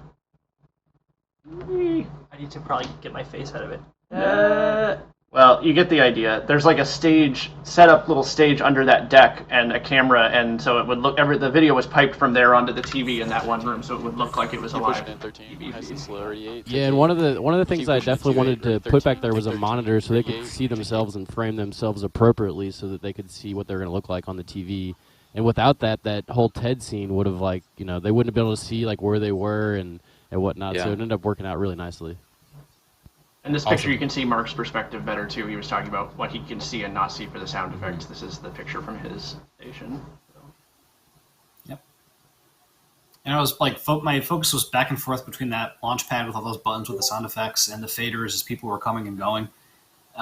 Because I'd say probably 90 to 95% of that entire thing was improv. So like normally with theater, you have a script you can follow as characters come and go and sound effects cues. This was all happening in real time with no script. So it was a lot of reactivity and doing things as they happened. Mics were getting passed around. I didn't know who had what mic. Josh, the stage manager, did a fantastic job of saying, this mic is coming out on this Big character. shouts out to Josh. Trying to keep us all in the loop. Yeah. Yeah, Josh totally killed it. And not only were you having to worry about everybody's microphones, and we had everybody mic'd up in different rooms with shotguns, but you're pumping sound effects through. So you have to worry about that. You have to worry about the sounds. You have to worry about when to put a fart in, because that's incredibly important. When to put in the real diarrhea sounds. That's a lot to do. Mark also has. He's also got a comm headset on, so he's really mixing in one ear with like what was it ended up being like 8, 9, 10 mics. So plus 6 more shotguns. So it's really impressive what Mark was able to do with the front of house situation. Yeah, I remember that. And there was a little bit of an audio discrepancy between what I heard in my board and what actually went out over the air. Like some of the mics were a little bit louder over the air than they were in my ear. There's some gain issues to work out between, because the video and audio passed through like 8 different pieces of equipment before it went out to Twitch. It was kind of crazy. That's crazy. Yeah, it was a lot of fun. I've got a clip. Oh, go ahead. On the so after we wrapped the second show, and we knew the party was coming, I remember like talking to Mark, and we kind of had, I think we were like driving home to the hotel, and we were like, So you ready for that party? And he's just like, haha. Like we were aware of the amount of people that we had to focus on, all with their own mics that you had to like cut between. I think it turned out amazing with, what sort of information and and Bobby for cutting between all those different shots in the party, like being able to see the cutaways of like Edna in the pool or the Grim Reaper and the clown talking in the corner and like have it all feel like a vibrant, living, party scene was fantastic to watch. Well, also trying to keep the story coherent, and that's where Bobby and Alex and everybody were fantastic at saying, okay, we got to listen to what Ludwig and Randy are saying right now. So, make sure their mics are hot. So it was everybody on the team just kind of came together, and having that communication, having those headsets was key to keeping everything focused and where it needed to be. Yeah, to jump on what it was a logistic hell. Yeah. Yeah, after the fire scene, I felt like it was kind of chaotic because the fire took place in pretty much all 3 rooms plus the front yard. And then the fight was happening, and then the other guys were still playing with their fire, doing their little gags in the other room, and tosses Jerma out. There's a thumbs-up shot that we got that turned out to be great. And then the next day, I was like, okay, there's going to be 20 more people in the house. Like, this is going to get crazy. But it ended up working out great, and just the communication for everybody on headset was just super key to making this show successful. So I want to show this clip real quick. This is the party scene, and from the table's perspective. From the table's perspective. So you're not going to hear the crew audio over the comms. You're just going to hear what it sounds like in that room, because I think it's a pretty unique perspective. Hey, how are you? Not a lawyer. Nice to see you. Hey, Bear. Hey.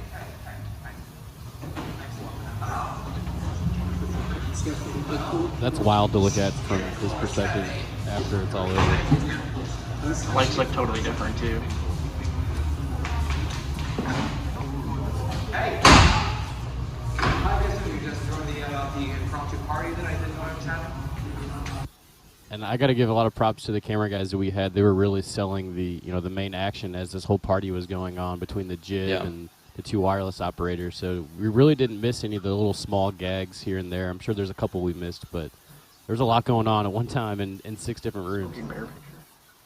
Also, don't forget, anytime that Edna appears, the other fun part for camera and for audio is that people can't get near Kit with that microphone because then you hear the Edna voice on. So when chat would vote for, you guys voted at one point to have Jeremy dance with Edna, I believe.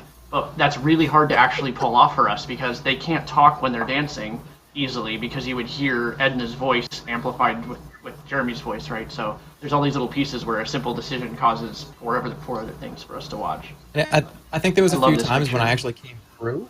I came through Kit's mic a few times, and it was just like it sounded insane. So I tried to like kind of like try to react to like with just my face. It was so hard to do. This was so great. Yeah, That's an insane picture.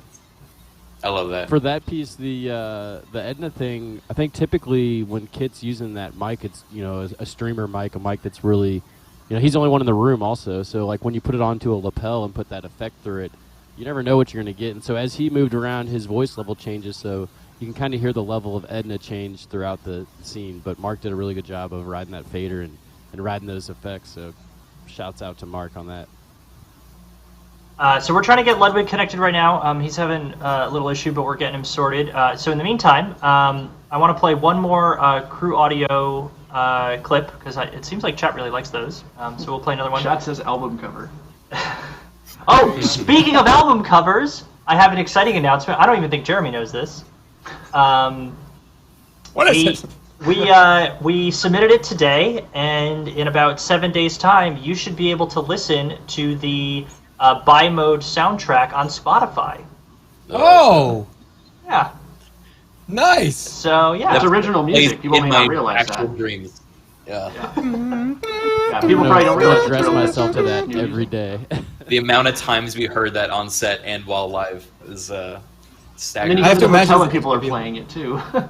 Yeah. It's like being at a ride at Disney, right? They play like the same 2-minute audio clip of like, It's you! Oh, welcome! We need to get you into that seat. You gotta fight the rebels! right? And it just plays all day. Yeah.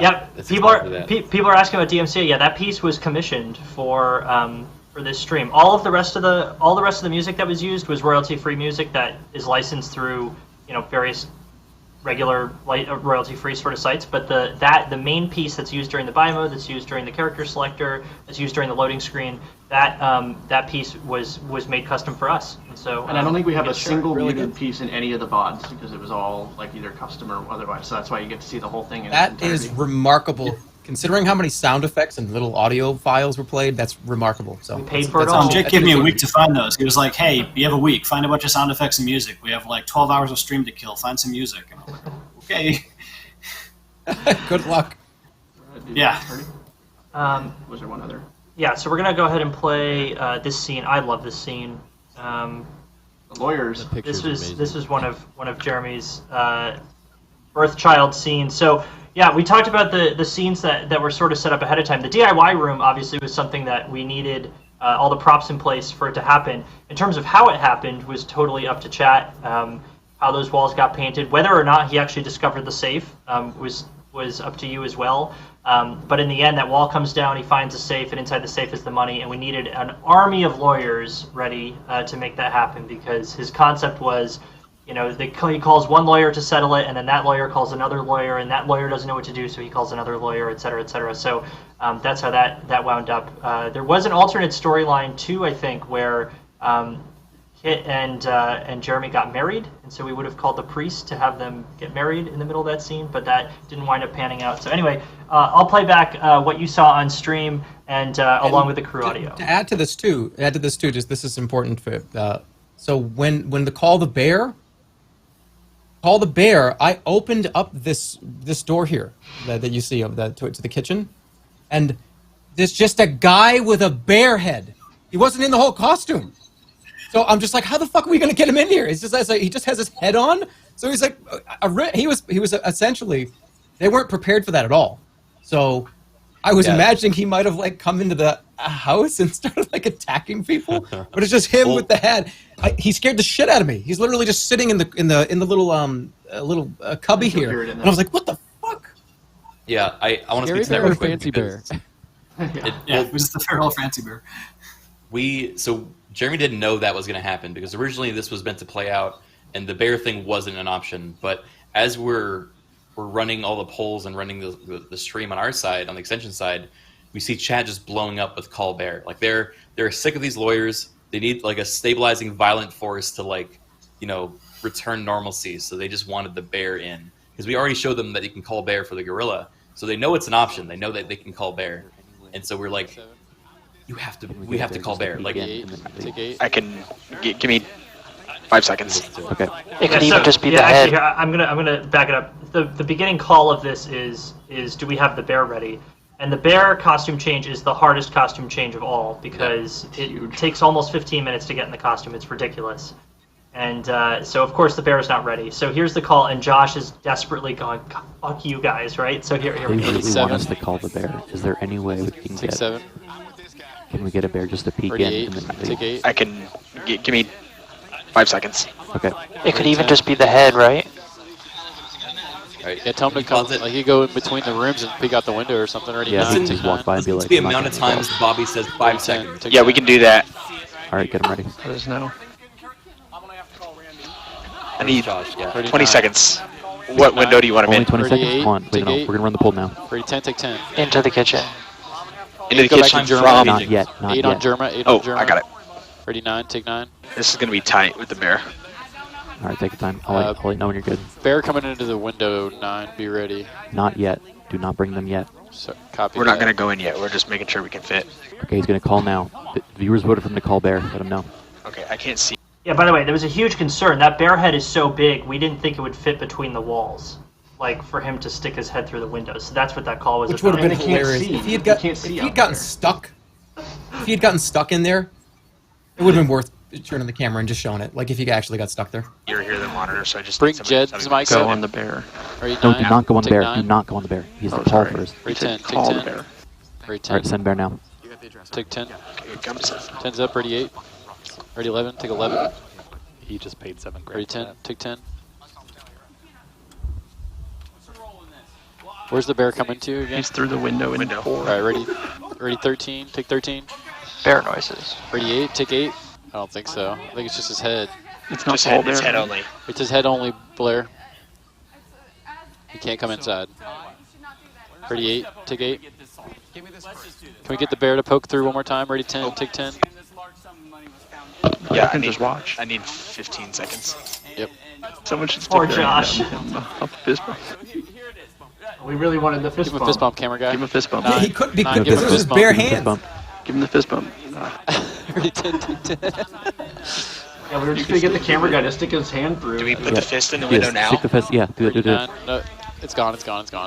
Ready, 3, take 3. We were trying to get you a fist somewhere. Bear, go, ready, 10, take 10. All right. I think that's going to. If it was a human hand, that would have been funny. I was trying to tell him, I was like, go now, doesn't matter, send someone. But it was too late. Well, Yeah, I was also, trying to tell wasn't our he wireless dressed? camera operator just? Yeah, a little camera. He had like didn't he have like the gladiator costume on? Yes. Because he was like ready to be the gladiator, right? So it was like this bear head with like a gladiator. It looked like a Fortnite skin. Honestly, I think they should have sent him in anyway. I think like just a bear in a gladiator outfit to like defend you against the lawyers still would have been a very worthwhile scene. But that's just Well, The real payoff Josh would have on been if the headset, bear wasn't the he- lawyer. Yeah, bear he comes was in as a constantly lawyer. asking if we needed the standing bear or the scary bear because he claimed it took like 30 seconds longer for one or the other. And so he just, we want standing bear or fancy bear, standing bear or fancy bear. There was some great calls on comm. Yeah. And it's so hard to see out of that suit that the first time when the guy that plays the bear came out to rummage through the trash, he left, but he was crawling and he couldn't see, and we had to go get him out of the drapes because he was crawling through he was like stuck in the drapes that surround the set because he can't see where he is. So we had to go get him out because he's just in the drapes like lost. Do you have any shots from? I love how when the bear mauls Kit as the like the car salesman and then tries to leave and like trips over and like his head starts falling off. I think so. Yeah. So what we're gonna do now is we're gonna take another ad break, and when we come back, we have both Ludwig and Kit standing by for the third segment of our show. Huge shout out to Bobby and Mark. Thank you so much for joining us.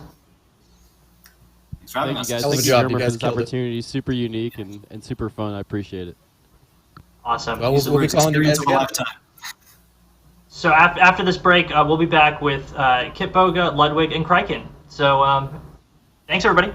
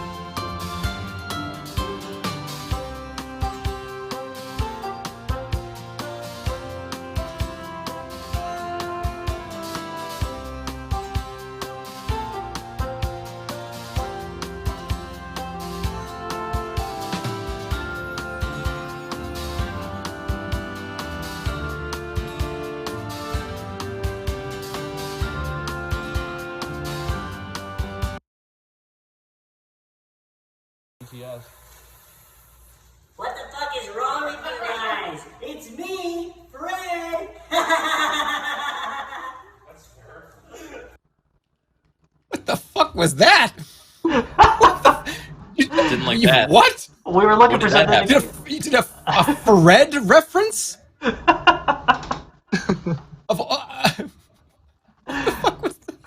I don't know. We had the leftover helium tank. I needed something. That was fucked. Is my audio good? Can you guys hear me? Your audio's fantastic. You sound great. I love that. I downloaded vMix. What's I going have on? an entire operation in front of me. I have like 7 different overlays. But not much. I'm doing good. This is dope. I didn't realize that you producers you talked. Like that I have lips? The entire time. Yeah. They They were were like like talking talking and like directing. They were working. I don't know. Like a lot. It didn't just happen. It didn't just happen. Yeah, we had to talk the whole time. I thought it just kind of happened. I didn't know. Right? And my apologies. Yeah. Oh, apology accepted. What are we looking at here? What is this? Oh, I don't know. Good driveway. Let's play it. Let's see. I think this is a load of furniture coming in. I don't know why this is what's queued up, but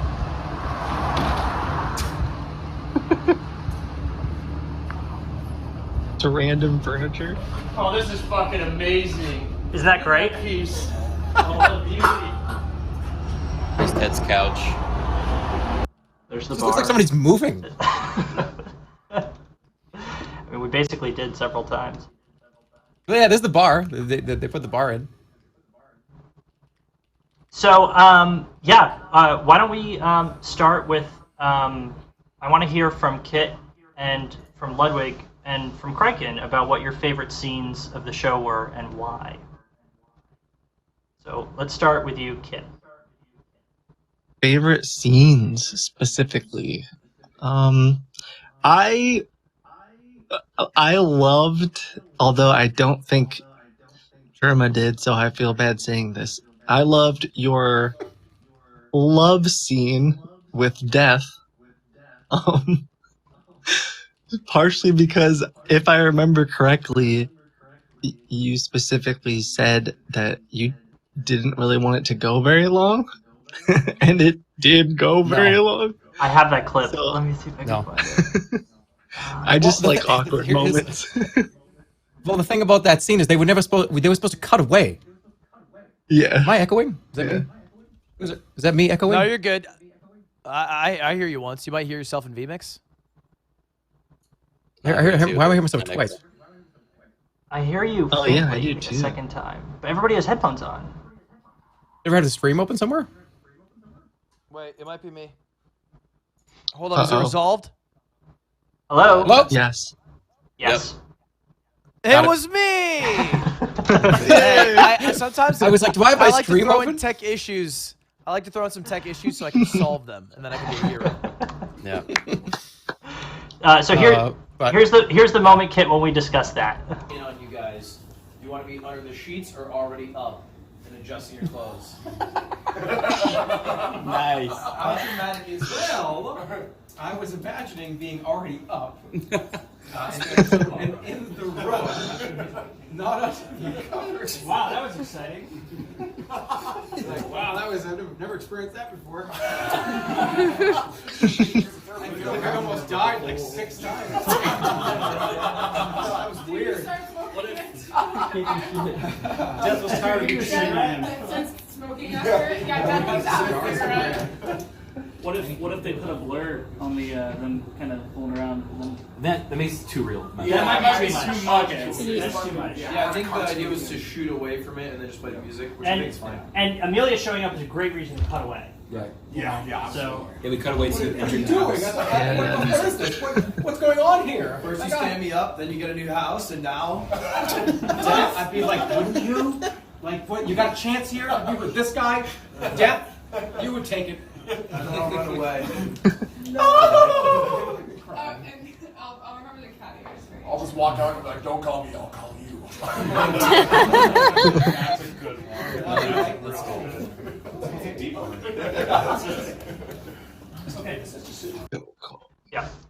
Yeah, that's so they didn't cut away. Yeah, I stayed under the covers. In fact, it was like I was in my ear. I'm hearing, "Hey, we didn't cut away. You got to stay under the covers." And I'm just like, "You cut away. You play the music. You cut away and you play the music like that." And they're like, And "There's you no got music. We up. don't have it ready." So I think you got up a few times too, like because you didn't want to be. They're like, "Go back to the bed. Go back to the bed." And you have to go back because you're staying at the door.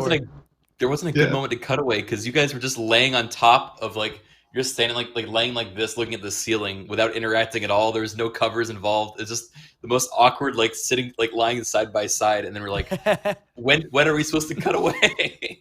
Well, because it was a small bed too, wasn't it? It was like a full, right? Or like a twin. It was a queen. It was like a little bed. It wasn't a queen. It didn't feel like it. It was a queen. It was just like it felt like a full. I will say. I have a confession to make. I'm making this confession live on air. Have not told anybody this. Milton and I conspired to not cut away. We talked about it beforehand. He was like, "So do you want me to like get under the covers and move around, or like are you just gonna cut right away?" And I'm like, "No. I'm like, get down there, like pull him down there if you have to, like make it get down there." Like, the original idea was like I'm under there with him and like, oh, this is great, this is fantastic. Oh yeah, me and Death sharing a woohoo, right? But I was under the impression that like I would hear like love fun like music, right? And they would cut away. So I'm just sitting there going like, this is great, this is awesome, I love lying here with Death, and it's like, cut the fucking camera, like why is it still in the room? Because I had a program monitor. I'm sitting there looking over, I'm like, why are we still here? I want you to cut away. I mean, the problem I is just got up and I was like, all right, fuck this, I'm out of here. We had to watch Amelia walk through the whole house, which I mean that takes like 35-40 seconds, and what we're just gonna watch. Well, but because we can't show me woo-hooing somebody on stream. That was my main problem. Was like, we can't roll around in the bed together and like S word on stream. We can't do that. That was the whole point of the cut. By the way, your usage of the S word the next day when streaming, I think was just none of us expected it.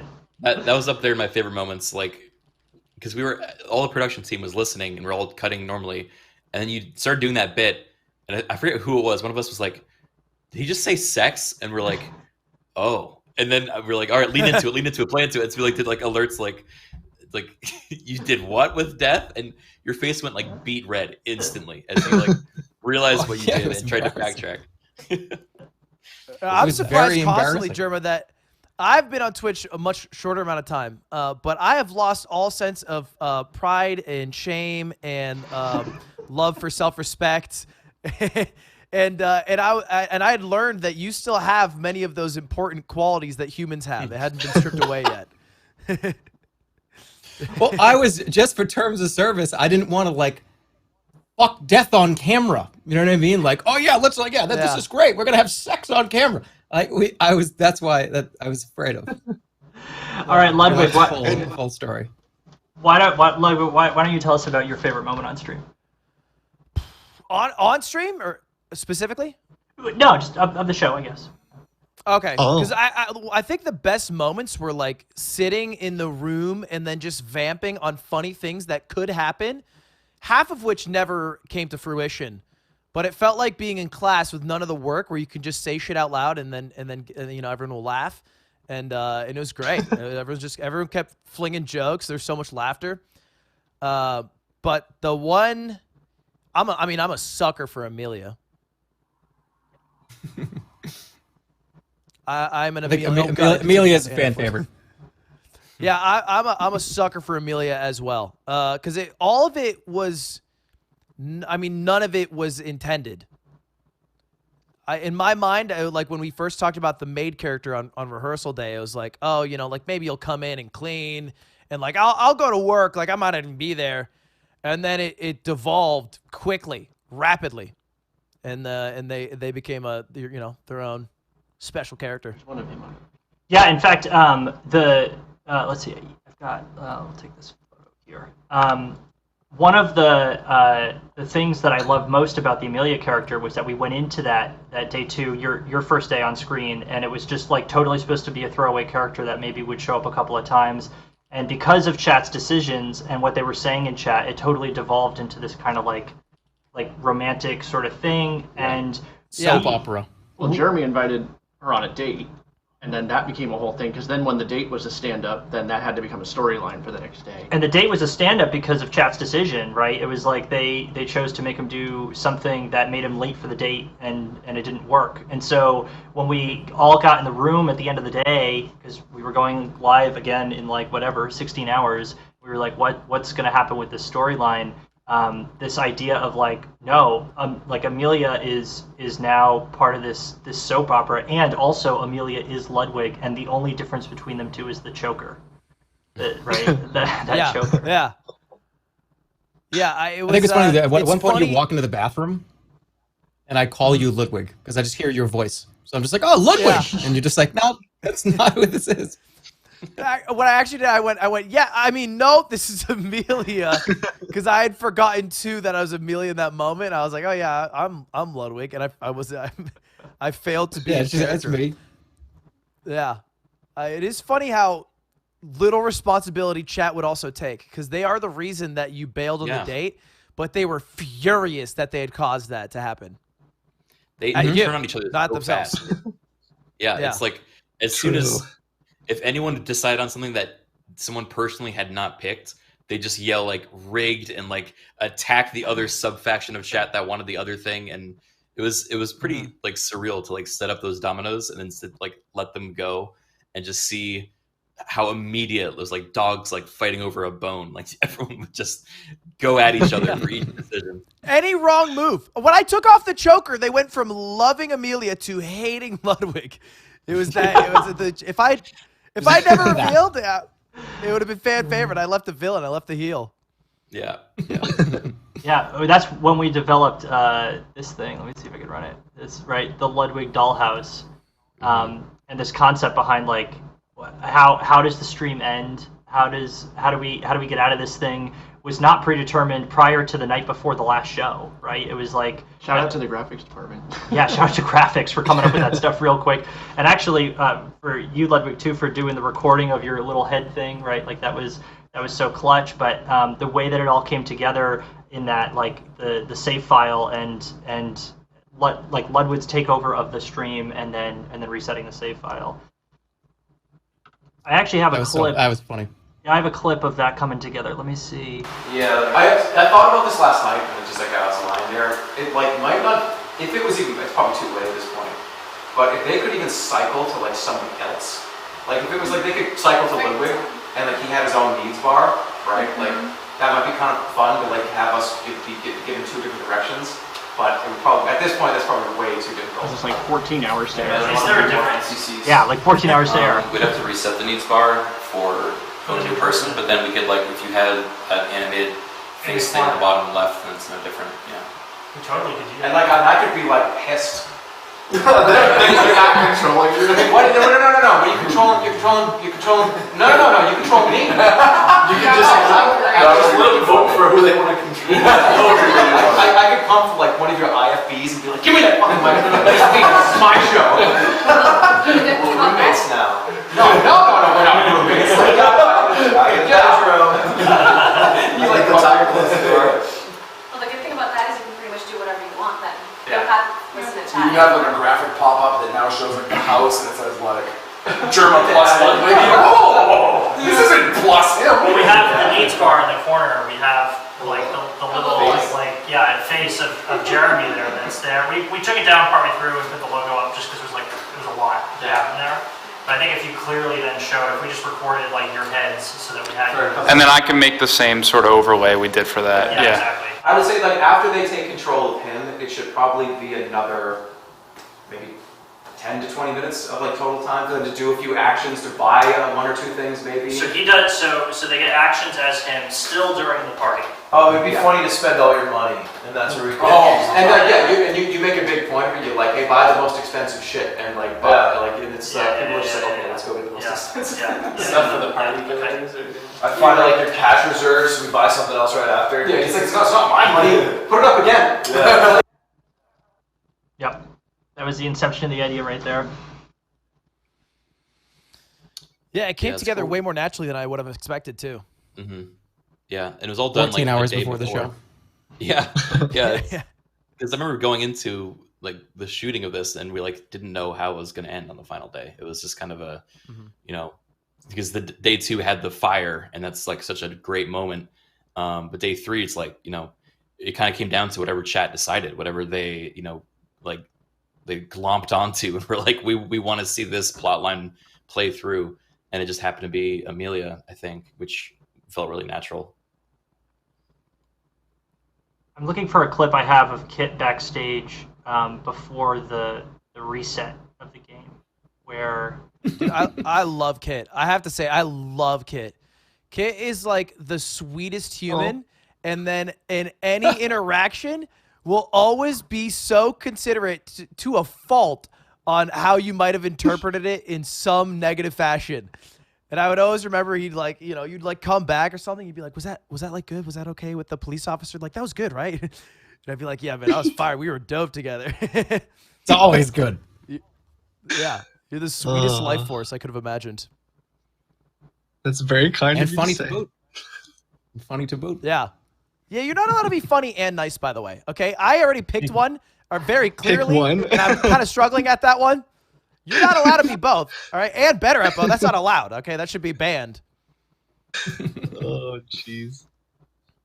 I'm having a real tough time. What video you? I still have all the cash you gave me, by the way. You got the money. I don't know where I put the. Did I give you the signed bill? No. I think I lost just the signed bill. The signed It's play stuff? money, by the way. Just to be clear. Yeah, I stole it's not real all money. the cash from set. I found out it was play money. What an L. But I stole all the cash from set, and I had people sign one, and I lost just the signed bill. I thought you had it, but now it turns out you don't. So it's gone. Had you not? If you want, I can sign one of these, but just ship it to me. The saddest signed bill in the mail. Send. Yeah, I signed it for you, kid. Yeah. Yay. On the topic of you guys were an amazing addition to the show. One of the things that I wanted to make sure is because like bringing on people that, you know, it's the Jerma 985 Dollhouse. How do we make this happen for 3 days, right? How could I be up there for 3 days doing, look at me? There's only so many times I can do that for like 12 straight hours. So bringing on, we were trying to think of early on who we could even like mesh with, who would be fun, who would be interesting, who would be funny. And we had some late additions too that came in and just knocked it out of the park, like Milton, Micah, Randy. Milton was a rock star. He just showed up and he was like literally the last second possible. It was like 4 days before the show, 5 days before the show, right? And it's just like, you want to fucking do this? And he killed it. He was amazing. Mm-hmm. I loved it. I loved every contribution. He's the one who missed it. Yeah, and we've got technical problems. I can't. I'm looking for a clip, and I can't find the clip. There's a clip of Kit and Milton and Micah backstage as we're about to start the reset sequence, and Kit goes like, "So I'm going to go out there and plead with chat to do this." But I think he actually prefaces it. He's like, on the off chance that they pick not to do it, like, I'm going to go out and do this, and then they're going to come out after me, right? It was like just the perfect setup for it. I unfortunately can't. At the end? At the very end, yeah. Reset. Well, because you had said, I don't remember who thought of it, but we were talking about resetting the game.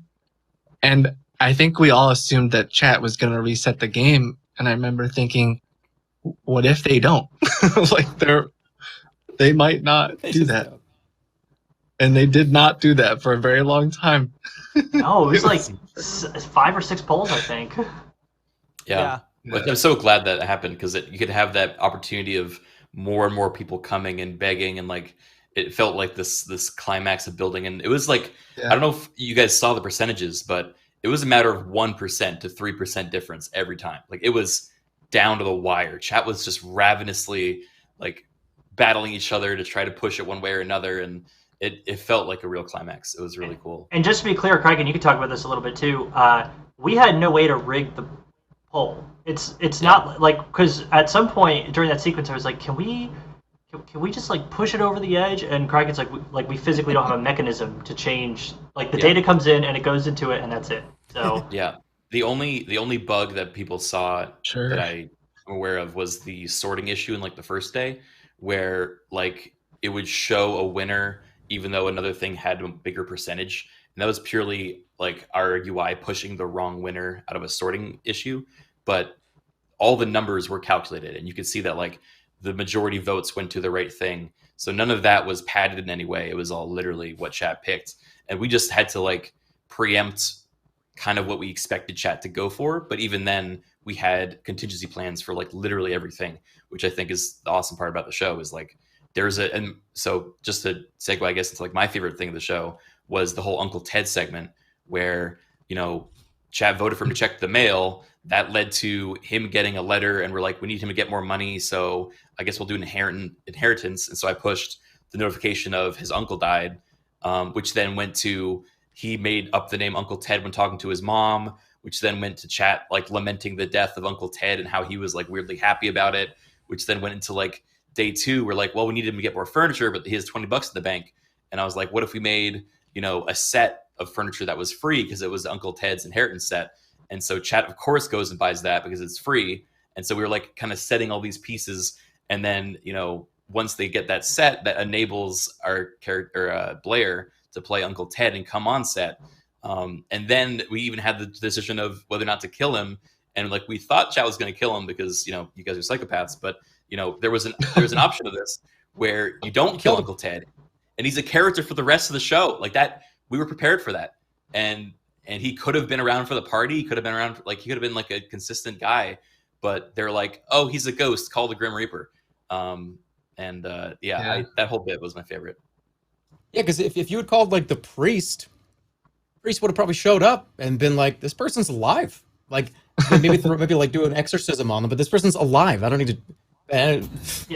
This is actually a clip of them waiting backstage to see which way chat goes. That's awesome. Yeah, I don't know if Getting you've into shown character. too many moments like that yet, where we sometimes had these trees where we knew every possible thing that chat could vote on, and so we'd all of us would be suiting up or like getting ready for whatever character, and then if it didn't get called, we'd just walk back. Yeah, I have a. Yeah. Go ahead. It was the worst for Kit, because Kit, he would be like Edna, the policeman. He'd have to like swap the most insane costumes. Mia'd be like, all right, not no, the mate. bear though, but yeah, that's true. The bear actually was brutal. Yeah. I'm going to show my my crib sheet. So this is how the entire show was run off this piece of paper here. And a lot of lines. Yeah, so this was not made months in advance. In fact, this was made after the first stream, before the second stream, of here are all the events, here's who's involved with them, here are the chat options for them. And then we had other notes about like what all those different chat options entailed. But then as we were going, I'd be making notes about, okay, how is this changing? How is what transpired going to affect what's happening in the future? Who's involved with what? Who needs to be in what costume, when, and where? And so this was kind of like the master sheet of what we had done already and what was left to do, and what options we had left. And you could see there's some things on here that we never did. We never had the sleepover. Yeah. And the sleepover.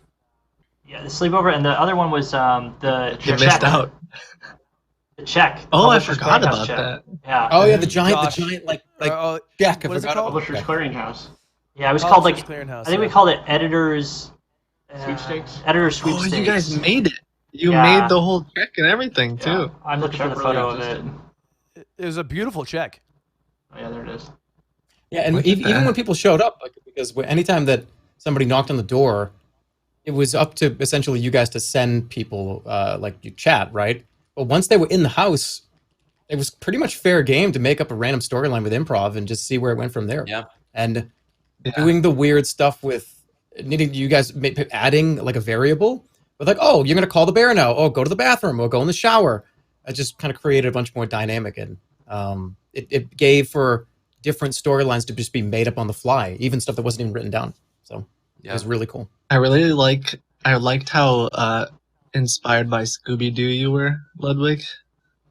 All those Scooby-Doo. Oh yeah, you were really into the Scooby-Doo stuff. Obsessed. I don't know. I think it's so funny. Like the just happened to have missed him, walked into a different door. They walk out another door. I like that physical comedy. I could be 75 and also think it's funny. Or the cabinets in the kitchen. I also battered my knee. You still have a bruise? When you left. Oh my god! You see that? Oh, that's from. Looks like you got hit by a softball. Yeah. It was from exiting the house as a robber through the window. Oh. Yeah, I didn't even recognize until like the next day. Dang, that's bad. That was quite the stunt. We all signed waivers, right? We signed waivers, didn't we? Well, look, if I complain after you jumped out of a window into glass, I think. But I guess I already sued you and won the house. I can't complain. That's right. That's right. I have here at the things we had at the door, the disclaimers. Where are they? Was there a disclaimer? Oh yeah. I'll go with one of my favorite things of the whole entire week. Oh, yeah, nobody asked you, huh? I was when I don't think he asked. You didn't even ask me. Kitten, when you and I went in the DIY room, and the amount of times when I'm swinging the hammer around, how you are actually not acting visibly scared of me, it's pretty funny. People are like, "Hey, dude, like you came like pretty close, like 3 or 4 times to hitting him like in the back," and I'm like, "No, I did. What are you talking about?" I didn't know that. I didn't know that you hadn't done some of that stuff. So I was a little bit afraid a few times. I heard you on your channel the other day, and you were like, "Yeah, I didn't realize that Jeremy had never done anything before. Like he didn't know how to use he didn't know how to paint, he didn't know how to use a hammer. He didn't know." I'm not trying to shame you. I just didn't know. Unused hands. I just didn't know. There's the signs. That's so funny. There's a part where you pick up the sledgehammer and you just kind of slowly golf swing into the wall, just making little holes. And then when you pull the painting down and it's just like you didn't get the painting, and then the safe opens. The safe actually opens before we even get to chat. See that? The chat. No. I think they did. Oh, they didn't. Oh, we hid the safe open. No, I didn't know about this. So I left the safe not latched because in rehearsal, Ludwig, you got it open, but it was like I was worried about it, and I was like, what if you can't get it open, right? So then I was like, okay, I'm gonna leave it, but not completely latched. But then I should have thought that they were gonna try the handle on stream, and it just opened. That was my bad. Yeah. It opens. It's the fact that that's because that whole thing was supposed to come down, but part of me was kind of scared just to hit those poles. I feel like I was I'm scared I'm gonna take the whole second floor down. It's not That would be so bad. I take a giant swing, hit one of those podiums, and then all of a sudden me and Kit just drop through the floor like fucking Home Alone 2. But you went during the party back up there with the sledgehammer to hit those actual connecting frames. You were on some shit at that party, man. You were like this is the final scene. I'm gonna do whatever I want. Well, it was the end of the stream. It was the end of the whole week. I was like, fuck it. Let's just swing it.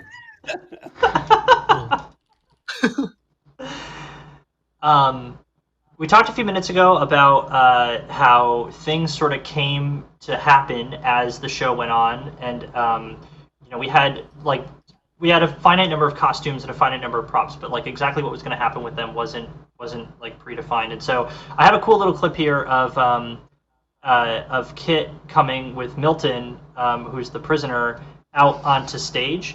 And what I think is cool about this clip.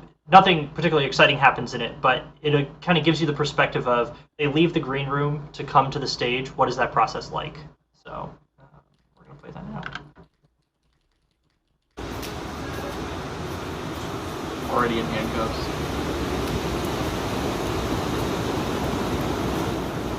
Was it raining? It was raining. The raining.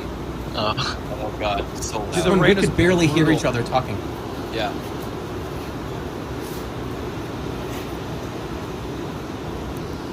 It was leaking too, right? You guys talked about it yet? No, we haven't. Oh yeah, yeah. I would pause it and talk about that for 1 second. So during this portion here, when it was pouring like monsoon type rain, yeah. And when they were inside, Kit and Milton, we could barely even hear. It was like talking over a vacuum cleaner. And one of the things that was happening backstage was, and there's a point of the stream where I look up and I'm getting hit in the face by water. And I don't know if you got it or not. It was right here. What? Yeah, it's like right at this point here. Scene, I'm getting hit directly in the face by water, and it was just real water coming from the ceiling. And Jake, maybe you can logistically talk about where it was, but there was like a transformer. Yeah, right behind us, 10 feet away. Kit is the one that saw it, right? Yeah. Oh, it was you, Kit. Yeah. It's like right next. Milton and I. Yeah, it's right behind where we were. We just heard water pouring. Like, what is that? Yeah. And so he tells Josh, who's standing back, and I wonder if it's even in this clip actually, where he tells him. I'll lower the audio here so it's not drowning us out. So I get a call on the radio. Josh is like, "Hey Jake, we got some leakage," and like a few people had mentioned, because like we knew there were a couple spots on the set where water would come down. We knew it wasn't going to be a problem or whatever. And Josh is like, "No, this is down by the transformer." And I'm like, "Oh God, hang on 1 second." So I come back there, and I don't know if we actually have any photos of the transformers set up, but just imagine electrical stuff. There's these two transformers that are the size of a car, like a small car, like a Beetle, and then maybe like a large motorcycle, like next to each other. And they take 480 volt service, and they step it down to what we need for all the lights and the motors and stuff. And sure as shit, there's water coming down like a foot away from one of these transformers. And so I run to get a bucket, and Josh runs to get like some towels or something to clean it up. And we were fine, everything was cool. And thankfully, the rain only lasted for like 20 or 25 minutes. It just kind of came, and then it went, and it was over with. But it was just like it was just our luck. And so while it was happening, we didn't know how much it was picking up on the mics. Fortunately, it wasn't that much.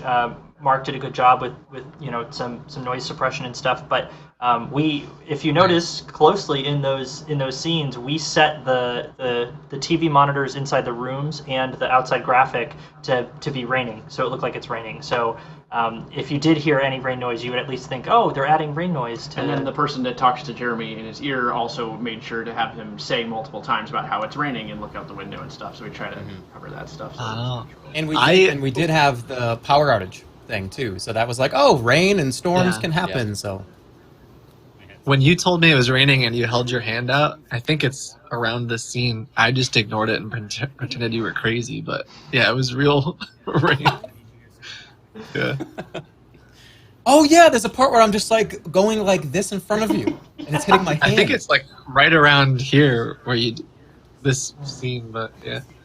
This also gives you an idea of what they can see backstage, right? You could see basically a security camera view of every room to get an idea of where people are for if you're planning improv ideas and whatnot, and they can see chat, they can see you guys going by, and they can see what you can see. Yeah, Josh was like a beautiful moment with the rain. What was that? I was just saying that he had a beautiful moment with the rain where it was hitting his head. But you're saying about Josh? Oh, yeah. I was going to say Josh was a huge asset for us. Because in terms of like coming out and queuing us up for what was going to happen. That was me saying, can I go to the bathroom? Oh, yeah. So he would clear us for going to the bathroom. I remember that because then someone on comms was like, all right, cue Kit and Milton, and Josh is like, he's in the bathroom. All right, Jeremy, you need to vamp for 30 more seconds. There was a point where I had to run to the bathroom too. Things. Oh. Yeah, he was a rock star. Yeah, there was a point where I ran away and peed in like the urinal. And I think I said over the mic, I was like, I hope you have my mic at 0, because they could probably hear me pissing. Yeah, there was only one moment I can remember where we cut to like the wide shot of the house when they're picking a room, and you were not in bed because you were going to the bathroom, and we're like, someone just finally said on the mics like, "Could you hear it? He's not there, is he? No, we couldn't hear you. We couldn't hear you. We had the mics cut. I was joking. He just vanished overnight, and chat slowly was like, wait, where is he? Oh no, what happened to our streamer? And then like we cut back and we were back. So it was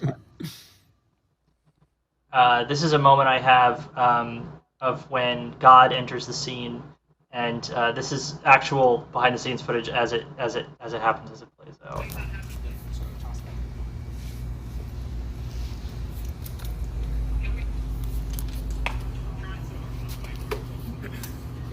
We should do a version of this with crew audio too. That'd be good. Cricket is on the Get out of here. I need you this way. Quick. Here, go kick. Gotta get his car ready. Quick, go! That's just like pretty much what he was great like, shot. but he was great. There goes the car. Oh yeah, those shoes, by the way, are about a half the size of my feet. Like I was barefoot on them.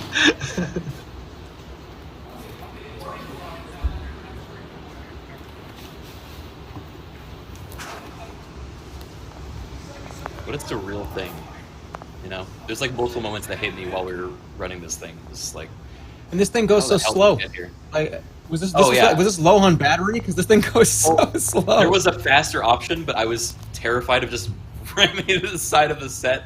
So I was like, I'll just go slowly towards it and give them time.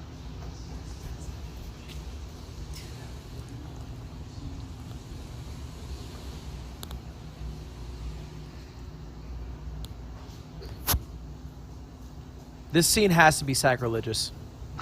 Yeah, I might be going to hell for Oh, I'm this. sure it is. Out in a clown car. Yeah, Pearly Gates is gonna look at you, Craig, and he's gonna be like, "Really? The clown car?" Yeah. There you go.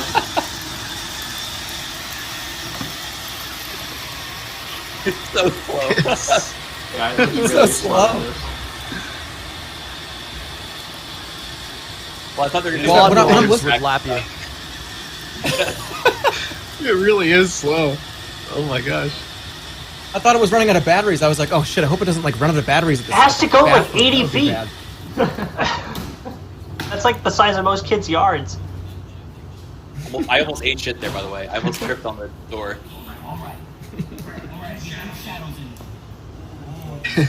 He pooped his pants. Did you guys talk about the rehearsal version of this scene? Oh, the realistic diarrhea going into a toilet, real Foley of a human shitting? Yeah, we have. I thought that I couldn't hear the effects like you did, but watching you guys spur the moment improv, what it could have been was pretty wild. It was pretty nuts. Jeremy won't let us play the original clip. Yeah. I mean, he won't release the cut. That's He funny. won't. Not release the remember- cut. You're not releasing the cut. I remember hearing the like sounds where I was. I don't know if I could hear the sounds. Maybe it's worse with all of the effects. But, It'll be on the DVD extras. The DVD Ooh. extra. Maybe after Director's Jeremy retires, we'll leak it. That's when statute of It limitations was just just goes away. it was just fucked up. It was just like a fucked up sequence. I'm sitting on the toilet It for was like nuts. for 4 straight minutes because we didn't have Well, all I the other mean, stuff. it was a nightmare. You said, guys, what Yeah. are we gonna do if they pick nightmare? And then you like guys sort of improv'd this terrifying nightmare scene. Yeah, So- and right afterwards you're like, I did not like that. And we're like, that's the point. And That's it's like, the no, point. I didn't like that. And you're like, we can't do I was that. like, I really didn't like that. Like, I don't want that in the Yeah. show. I didn't like it. It was crazy. What's your favorite moment? My favorite moment? I loved the dream sequence. It was scary. It was really scary. Especially the rehearsal, but then after watching back the one that aired, it definitely was scarier than I realized in real time. And so I think that was probably my favorite moment. I think my second favorite moment was at the end after they decide to reset and we have one character after another come into the scene, and it's this callback to like all these different characters throughout the show, and they're there pleading with chat. It's like, come on guys, it's time. Like we gotta do this. Like you gotta Stop reset it now. the We game. gotta end it. Yeah, exactly. And so and the fact that chat really is the one that made it happen and to complete the loop is just a really neat moment for me. I 100% agree. I also really loved because originally the Edna. Edna was we weren't sure who it was going to be because could we get that actual audio to work and actually having you be able to be Edna with like the voice changer and actually have it work. That was like one of my favorite things of the week too. I love the cookies coming out.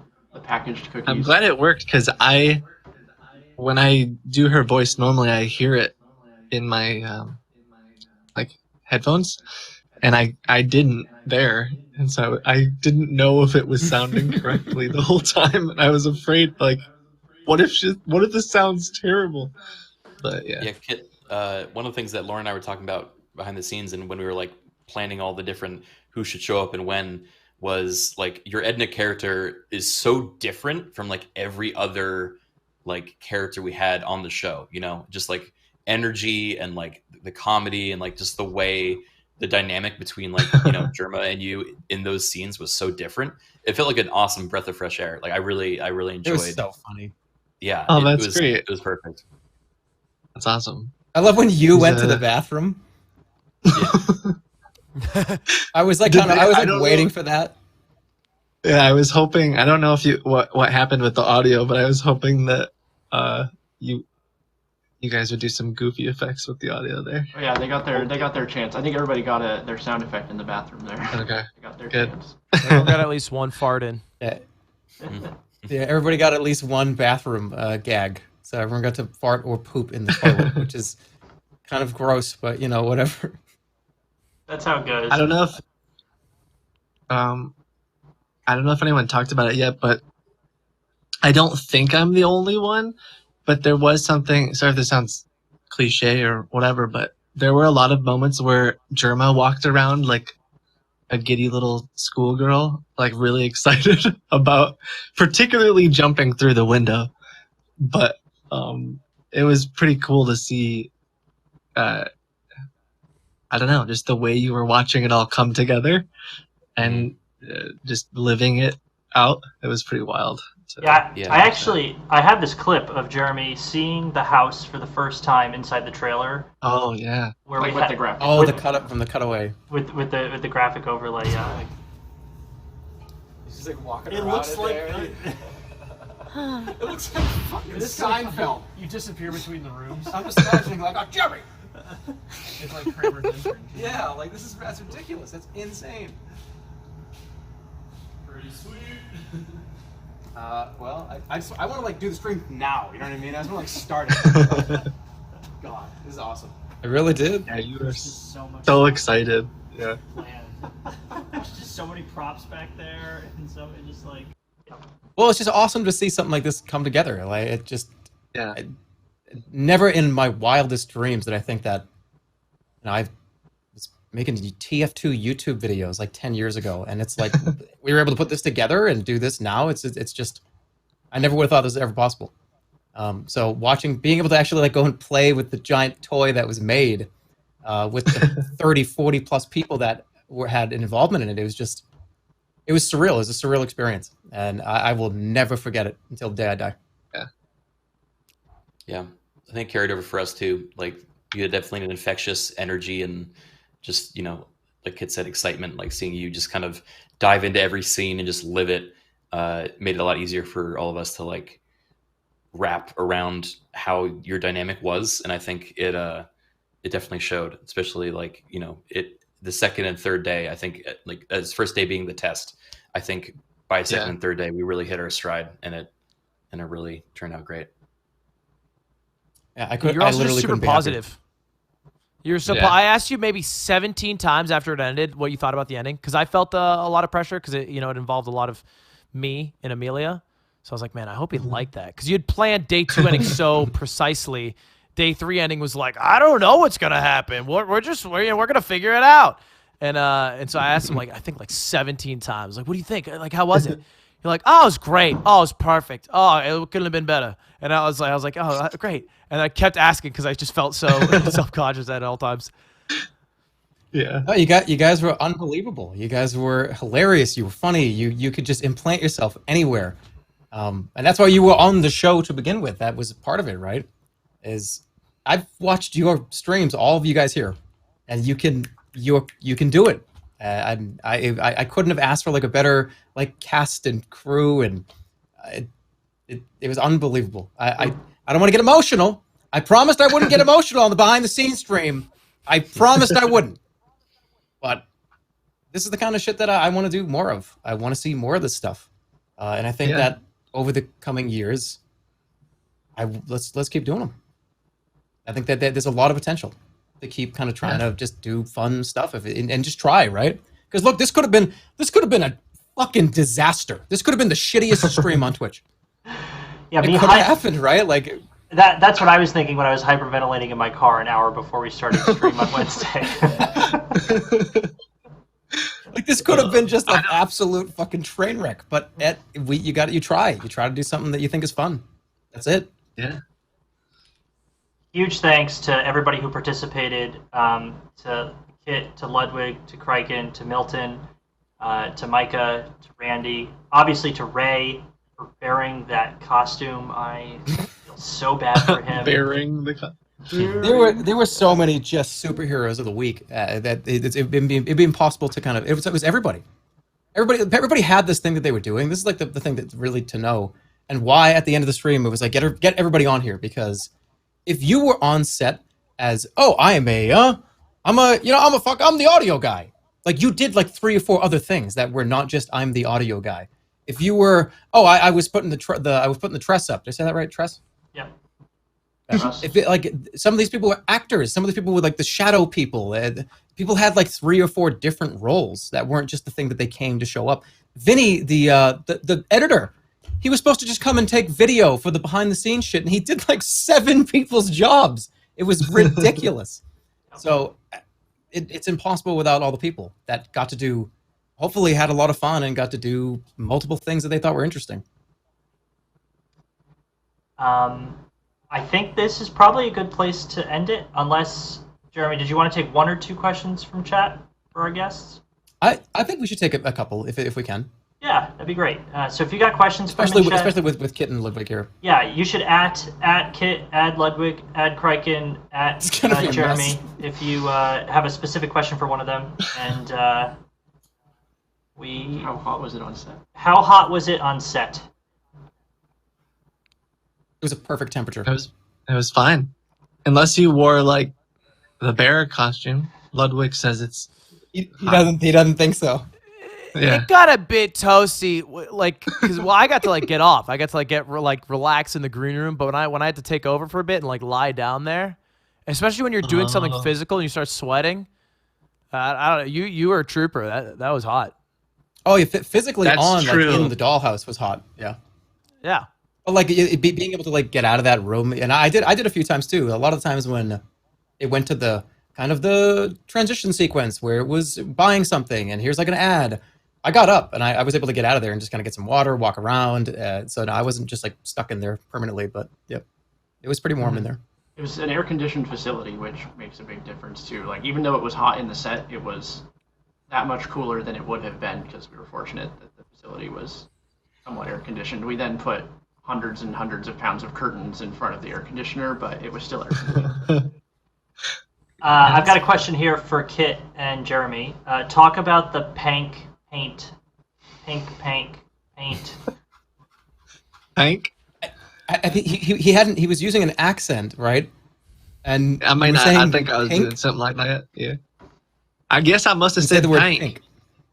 I must have said pank or something. Pank, and then I heard that back in production, and I was like, "Did he say pank?" And so I was like, I just made a notification of like minus $20 for pink pank, and then that was the notification at the top, and then we just kind of kept I don't know if I was saying it for paint or pink. Yeah, who knows? I think you said pank paint. Yeah. Pank paint. Maybe. And then I called it pink pank, And then we're like, we're telling Blair to tell like Jeremy to bring up the Pank thing, and you must have been so confused why you were like being told to call it Pank. And I had no idea what was going on. I was like, "Hey, bring up Pank," and I'm like, "What?" I was like, "What is Pank? What are you talking what's about?" a Pank? I didn't know what to say. Yeah, I thought it was like Someone a bit that like Jeb had. Like, oh, he's gonna do this like Pank thing. Not really. I tried to like some of the voices and characters I did had a little bit of like lore from some of the scam calls, but I tried to just mostly focus on the Dollhouse, you know. So I didn't really bring anything over. Excuse me, Jeb. I missed that. Dude. I missed so many references. You love saying Jeb. And not a single time. Hated Jeb. I just kept doing it. I just kept going. Jeb. Yeah, excuse me, Jeb. Jeb is a mess. Yeah, I think I honestly, I really think I said that probably 30 to 40 times at least. In hindsight, yeah. I saw someone ask about. Oh, go ahead. No, go ahead. Someone asked about the Jerma inviting Edna to the party, which you had mentioned previously in a different segment. Which, I mean, yeah, the quick statement was just I was suited up as the police officer because I think Ludwig was going to talk to me or something. There was some storyline progression. And then Jerma said, I want to invite Edna to the party. And so I just had to switch. I ran all the way back and at one point was like taking my clothes off in the green room. It was, yeah. I think you still had the lipstick on as the police officer. Yeah, the cop had lipstick on when he came back out. It was amazing. You still had the lipstick. Everyone told me to do that. I was going to take it off. I was like, no, it's funny. Okay. Is there a video of the second floor?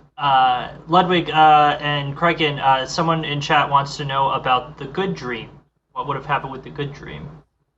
Ooh. We brainstormed a couple things. I don't think we like. I think it was like I was a cowboy, so some sort of like cool cowboy maybe fights like a gladiator because we had a gladiator costume. Yeah. And just something like random, but like maybe cool or badass. We also played around with like kind of like a sexy dream where like it was kind of like he was being puppeted around in like. There's also a version of it I think where we had the same kitchen thing where everyone was like laughing at him, but there's instead like cheering for him. So it's like a version of that dream, but everyone's happy to like, see you're him. the greatest. You're so wonderful. Yeah, like, weren't they congratulating him on a good poop? Yeah. It was Either like way, the it was end of gonna be Evangelion poopy. scene, but you just pooped, and everyone was there, and like, congratulations. You're like, we're so proud I think of that you. was right. Yeah, I think that's because they told us when we were going in the kitchen that, whether it was good or bad, we would find out, and we were either to cheer and say good job or make fun of him. Yeah. Another question for Ludwig, but I guess probably also very applicable to Kit is when did you get involved with the project? Like, how did that happen? And are you open to further collaborations? Okay, you run it first. I would never want to work with it. No. We are don't done professionally. Yeah. After this, I will never speak to you. I would be delighted to do anything with any of you. It was a blast. I will never forget it. Tons of great improv moments, and like Ludwig, you had mentioned, just being able to sort of vibe. Is vibe a word that kids use? Vibe off of each other and come up. You're getting younger by the day. Yeah, come up with ideas. Seeing Ludwig's hair in real life, there was lots of good moments. But I think it was you gave me a couple months notice. I think Jerma and Jake, you guys like DM'd me on Discord and said, hey, we're thinking about a Dollhouse thing. Would you be interested? And you didn't give me a ton of detail. I just said, yeah. I think I gave you a call in like maybe March or April because I saw your name on the whiteboard there from the meeting that we had in May. Oh yeah. And you were pretty well, like it was you were a known quantity at that point. So then you did give me quite a bit of notice. We didn't really hash out, or I didn't know exactly what it was, but you had mentioned. Yeah. What about you, yes. Ludwig? Do you want to tell the story of your involvement? I don't know. I forget exactly when I weaseled my way into Jerma's life and forced him out of his Twitch cavern that he hides in.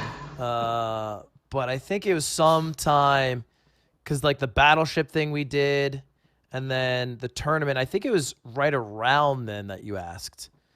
And it was like twofold. It was like one, you were like, "Hey, that was great. Like that was fun. Like, hey, totally random. I have this thing going on." And then I was like, "Yeah, it sounds great." And then like a day later, you're like, "By the way, for like, you happen to have a sponsor too." And I'm like, "This mother." All right, let him show him why I call him. I was just curious.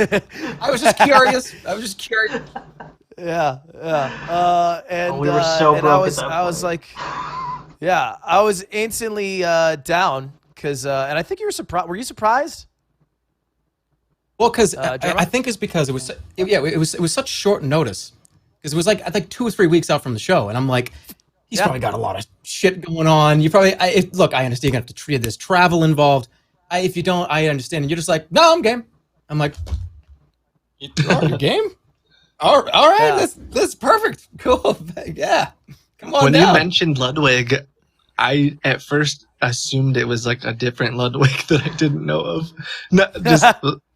This is a different one. We got like a celebrity impersonator. We got a composer. Celebrity impersonator. That actually would have been pretty funny though. Get like an impersonator. Yeah. Just like a different streamer. No, but like a Dr. Disrespect, but it's not actually the doc. Just the hair and the mustache. Terrible wig. Yeah. But honestly, it was after we did the battleship stuff. When you and I did the battleship thing back and forth with the shirt that maybe one day I'll do that. I don't probably not though. Hopefully not. You're just doing it. I'm biting my time. We had a blast. Like the thing with like kind of collabing with people and stuff, and I have to like mesh with somebody. You know what I mean? And during those streams, I was like, hey, this is fun. We're bouncing back and forth. He's a funny motherfucker. I like this dude a lot. So it was really, really simple to like reach out to you, because it was just like, oh, that was great. Because you never want to have a scenario, right, where it's tricky to, let's ask this person if they want to be involved. I've never talked to them. Don't know what their deal is. I have no idea how they are off camera. Are they somebody I would mesh with? And then you get in the same room, we get on camera. It's like, are you ready? Are you ready to do like the show that a guy that I don't know, that I've never talked to? Do I have any chemistry with? I don't like doing that. Yeah. So, yeah. Craig, do you want to talk? It's very simple. Do you want to talk for a quick second about Ghost Commander and your involvement and how that kind of went down? Maybe plug your stuff. Yeah, I mean, as I mentioned earlier, I've known Jeremy for a few years now, since we did like role play stuff in games every once in a while. And then at one of the Twitch cons, we started talking about ambitious projects we had. At that point, I had started Ghost Commander with Lauren. It's basically our interactive Twitch production company. So we build both technology and shows that are like viewer integrated. And so I was telling him about some of the stuff that we were working on, and he was like, "Oh, I had this idea for a Dollhouse show where I play like basically a sim in a house." And so we started shooting the shit and like, "Oh, this sounds really fun. We'd love to collaborate on this. Should it ever happen?" But then 2 years later, you guys managed to secure the money, and you called me back up, and you're like, "All right, I think we want to actually explore how we could do this." And so we hopped on a plane and went out to see what we could do, and that's kind of how the whole brainstorm happened, and then built the whole thing over the next couple of months, and here we are. So, and make no mistake about it, without the Ghost Commander team and without the extension, we can't do the stream. The stream doesn't even work. We can't even physically go live without having that. So it was the catalyst to even be able to do it in the first place. So forever grateful. Thank you. Yeah, I mean, if you want any other time, the cool thing about what we've been building is every one of these shows we do, we're our code base gets like stronger and we have more learned knowledge. So now that we've done this, like we know how to like balance an economy for like 100,000 people. Which, by the way, I don't know if you've shared any of. I mean, we've been looking at some of the records of the extension usage, and we broke Twitch records. There were more people using the extension than chatting, and holy shit! Whoa. Yeah, it was north of like 65% of the viewership was using on the extension to click on stuff, which is not a thing. Yeah, so we're overjoyed that it went so well, and it's also put us in a cool position to be able to work on more stuff like this, you know, both with you and with other streamers and whoever really wants to. So yeah, it was the scariest thing. I think like a week before the show, we were in a call and you guys were showing the extension, and you're just kind of like, it was done, but there was still a couple more things you had left to do. I think I asked 100 times. I was like, "So is this going to work? Is this what if this happens? Is it going to break? What if it breaks? Can we do this? What happens if it breaks?" And you're like, "No, it's going to be good, man. It's not going to break." And I was like, "Well, shit, what if it breaks? It's going to break on stream." And I was having these panic attacks like a week before the stream, but then after that first day, it was just like, holy shit, this thing like worked pretty much without a hitch at all. There was like a minor, like that small problem with like the sorting thing, but yeah, how in the name of God you guys were able to handle 30,000, 40,000 inputs like a second? Yeah. I can't believe it. I can't. I actually showed some. I'm actually traveling right now, so I don't have the pictures on me, but I showed some of the heat maps of the placements because people thought the placements might have been rigged because we didn't show exactly where they placed it. But that's because we had 30,000 inputs to sort and visualize. And so what we got was this like disgusting like rash of like different clicks on the screen. And we had to like interpret that as, oh, they want to block the door, right? And then we would like try to position, we'd tell the production team to put the spotlight at the door to put the item there. But yeah, it was insane. And I can share those pictures with you later, Jake, if you want it. But yeah, that'd be great. We're doing a BTS reel for YouTube, and so I'd love to get some of that stuff in there too. Sure thing. Nice. I was asking about the stairs. If you wanted to show that real quick too. Oh sure, yeah. So yeah, Chat was asking about the access in the back because you can't see that from the camera side. The original plan was actually to put these stairs in that space between the bathroom and the bedroom, between the pink and the blue room there. But we realized if you put stairs there, you couldn't get furniture up the stairs. And so we had to put the stairs in the back here to have access for the furniture up. But this is what it looks like without the drape. It's the kind of thing, too, where the stairs had to be built oversized in order to accommodate wide furniture. It's the kind of thing you don't think about without having to like build a set. So they had to be built oversized staircase so extra wide they could get a couch up it if that was picked. And then every stair also gets marked with a tape that glows in the dark because they would be interacting in the dark back there. So everything would get marked with stuff to help make it stand out. It's actually pretty funny because this up the stairs, Jake, I don't know if you remember like 2 or 3 years ago when we first like even floated the idea. I was like, the only reason why I want to start process on this stream is because I keep seeing this image in my head of 2 or 3 people in spandex suits just trying to carry a couch upstairs, like into a bedroom, like being controlled by chat. And it was like that was the reason to do it. That was the only reason why I wanted to do it. And you guys, we made it happen. There's this. There they are. This is that going up the stairs, like watching guys with like.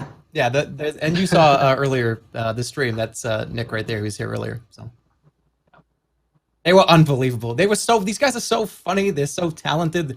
They're like 700 IQ engineer brains, and they're funny and they're talented. It's like they're like perfectly rounded humans. It's why we keep working with them.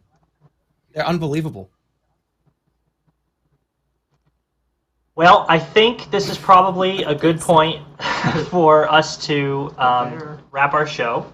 A huge, big thank you to... Oh, yeah, Kit, what's up? I don't want to totally interrupt, but do you happen to have a shot of, at the very end, after we ended stream, and for like 15 minutes, everyone just stood there and chat was saying thanks and clapping for like... Yes. Forever? that shot does exist. That was a very surreal moment for me. We just all like the whole crew was just sitting there, and chat was going crazy. Yeah, I think he told us that there was something like I don't know how many tens of thousands of people there after it was over too. I got a text from someone at Twitch that was like, you've had a good show when you've finished and you're on your end credits and you still have 90,000 people in chat. Like, it's just it was such a cool feeling to have been off screen for 10 minutes and still have 90,000 people there. That was I just kept going back and looking at the screen, and chat was still like, "Thanks, clap." It was nuts. Yeah, a lot of the production team like ran for the on stage fridge and just grabbed beers out of there. We're like, we did it, and then we just look and it's time. That's all clapping. Yeah, it was a very surreal and euphoric kind of experience. I think there's a clip of that in the outro. We had that this we're gonna be idea. playing. Oh, okay. We had this original idea where it was like, how many people did we get on the archaeology stream?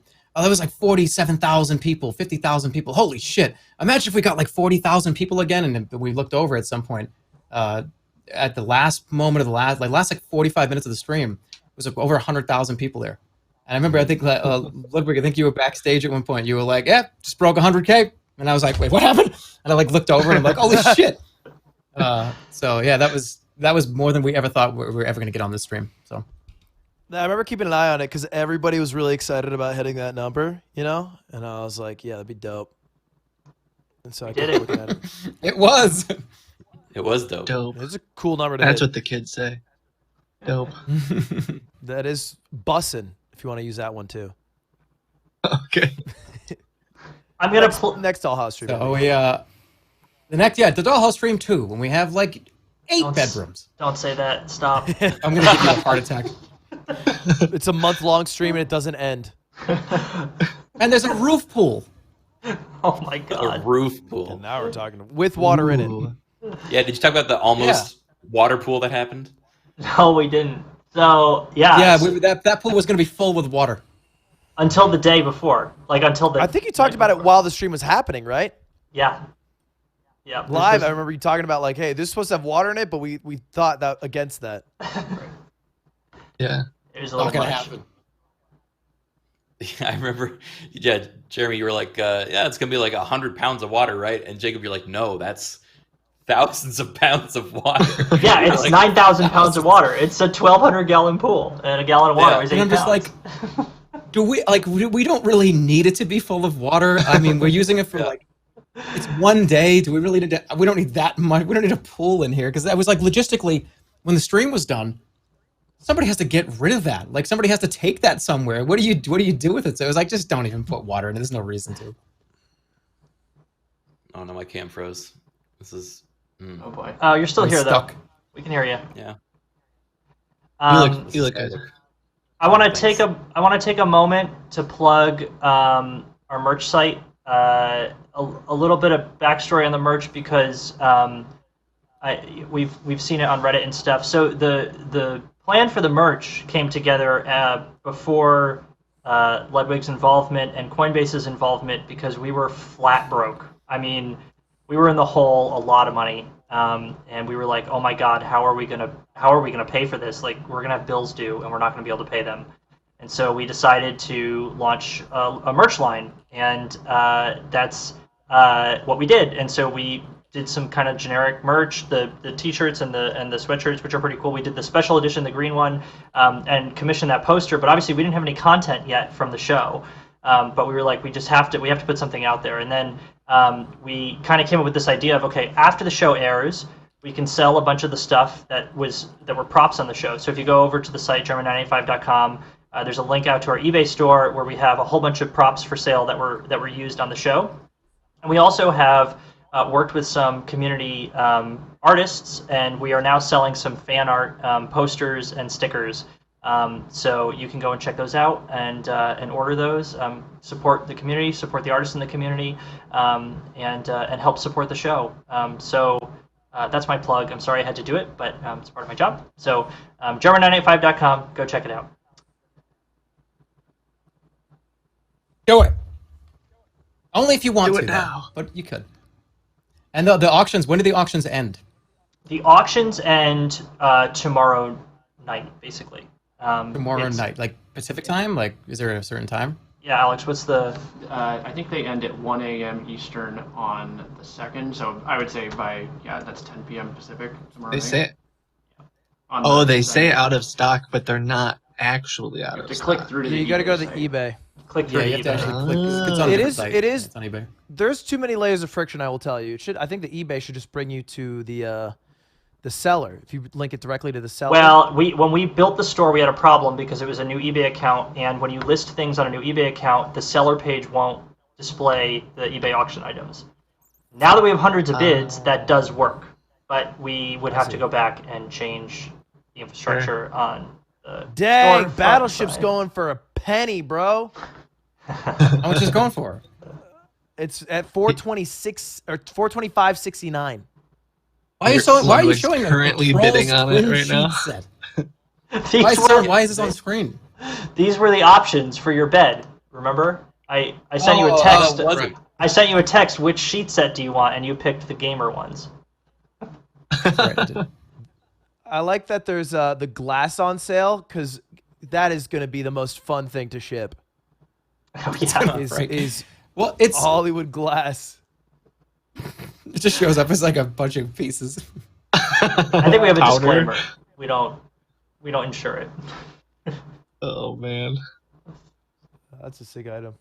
Site is dead. Well, it's probably 20,000 people clicking on it at the same time. The eBay site is it's dead. Serviced, whatever it is. The eBay seller name. Go to the eBay seller. Yeah, the eBay seller is Albertson and Sons. Can we Yeah, link the, it in the chat? highest priced item is the signed costume package, which includes the taped watch and the drinking hat. And your signature looks great on that one, I'll add. Oh, I think I have a clip of him signing that. Maybe that'll add some value if I play that. Sure. Just so you know that we didn't I didn't sign it is once the and we best just printed it. How are you gonna whoever gets the mailbox, it's a real huge mailbox. Are you gonna put it in front of your house? That's definitely an interesting item. This is real.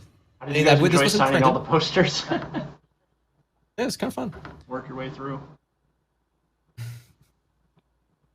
Yeah, I know I have a clip of him sign. If you win the helmet, message me and I'll get you the clip of him signing the helmet because I know I have that one somewhere. Oh, that's cool. Not fake. Not fake. Yeah. Yeah, but where do you put the mailbox? Are you gonna put that in front of your house, or like what do you do with it? It's a real mailbox. Like, what do you do with it? You petition the town to change your house number to 985 so you can use the mailbox. Hey, 1, 2, I got that. 3, I took 985. the plaque. 1, 2, 3. Yeah, just put it right here. Yeah. Didn't someone find like a Dollhouse lane in like one of the shake the video? Wait, is there actually Yeah. a Dollhouse lane? Is it really? I think so. Well, I didn't want to say like a real place, so I'm like 985 Dollhouse Way, and I'm just like that can't be a real fucking place. I don't know if people saw it too on Jeremy on your plaque. I don't know if people saw there's a little detail kind of hidden on that plaque. There is. Hold on. Look, I was doing waist up today, so like I didn't think I was gonna have to. I was like, look, I look like I have like a good shirt on. I have like a nice like V-neck on. Just stay I low. don't care. I'm wearing.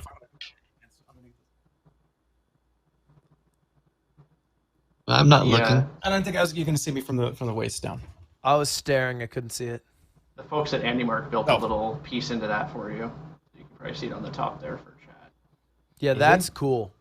That's a little hard to see, but the logo is engraved on the top. So. Dope. The logo's You engraved. can see it when it shines. That's cool. Yeah, I'll try to. Oh, here, wait. It's really I'll bring cool. it back. I'll bring it back. It's weird because my camera's delayed. Yeah, you can see it There there. it goes. Yeah, you got it. That's it right there. Yeah. Yeah, it's awesome. Very, very lovely stuff. It was a nice touch. I remember like Nick like showed me this and like handed it. Was like, yeah, we look at that, and I was like, I was so touched. I was just like, hold it together, hold it together, hold it together. I can't like. You know how many times I like try to not like cry. Like it's like the last day, especially. I was like, "Thanks for coming." It was like so difficult to like. Well, and then the water. And then the day after, when we were tearing down, and you came by the set, you like came by the set for like a minute, and then you just like went to the office because I think you were just so upset about the whole thing coming down. It was just it was sad. Yeah, I watching just it come down. Everybody was like taking cords down, was dropping stuff, and I was just like, "Oh, it's sad," but it was fun. Now on to the next one, right? Absolutely. Yeah. I don't know. Okay. I think if we're cool, we'll leave it here. This has been it for the Dollhouse and the Dollhouse crew. Thank you so much to our wonderful talent that's here with us, our fantastic crew. Kraken's camera. At least he's smiling. I'm doing what I can. For a second, I thought it. Whoa! What? It just moved. He's shaking Yeah, it when he talks. I'm moving it when I talk. What? Oh, I thought like okay, that was freaking me out. I was like, why is it moving? Everybody's Thank talking. you, Ludwig.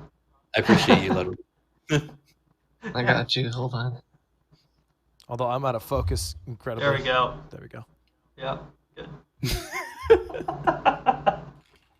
We gotta go to that corner. Yeah, can we? Is there a way we can do that? I think we can do that. Jerma's Oh, right God. up my ankle. He's gonna get on his knees. I can't. I have to shake my camera by actually shaking my desk.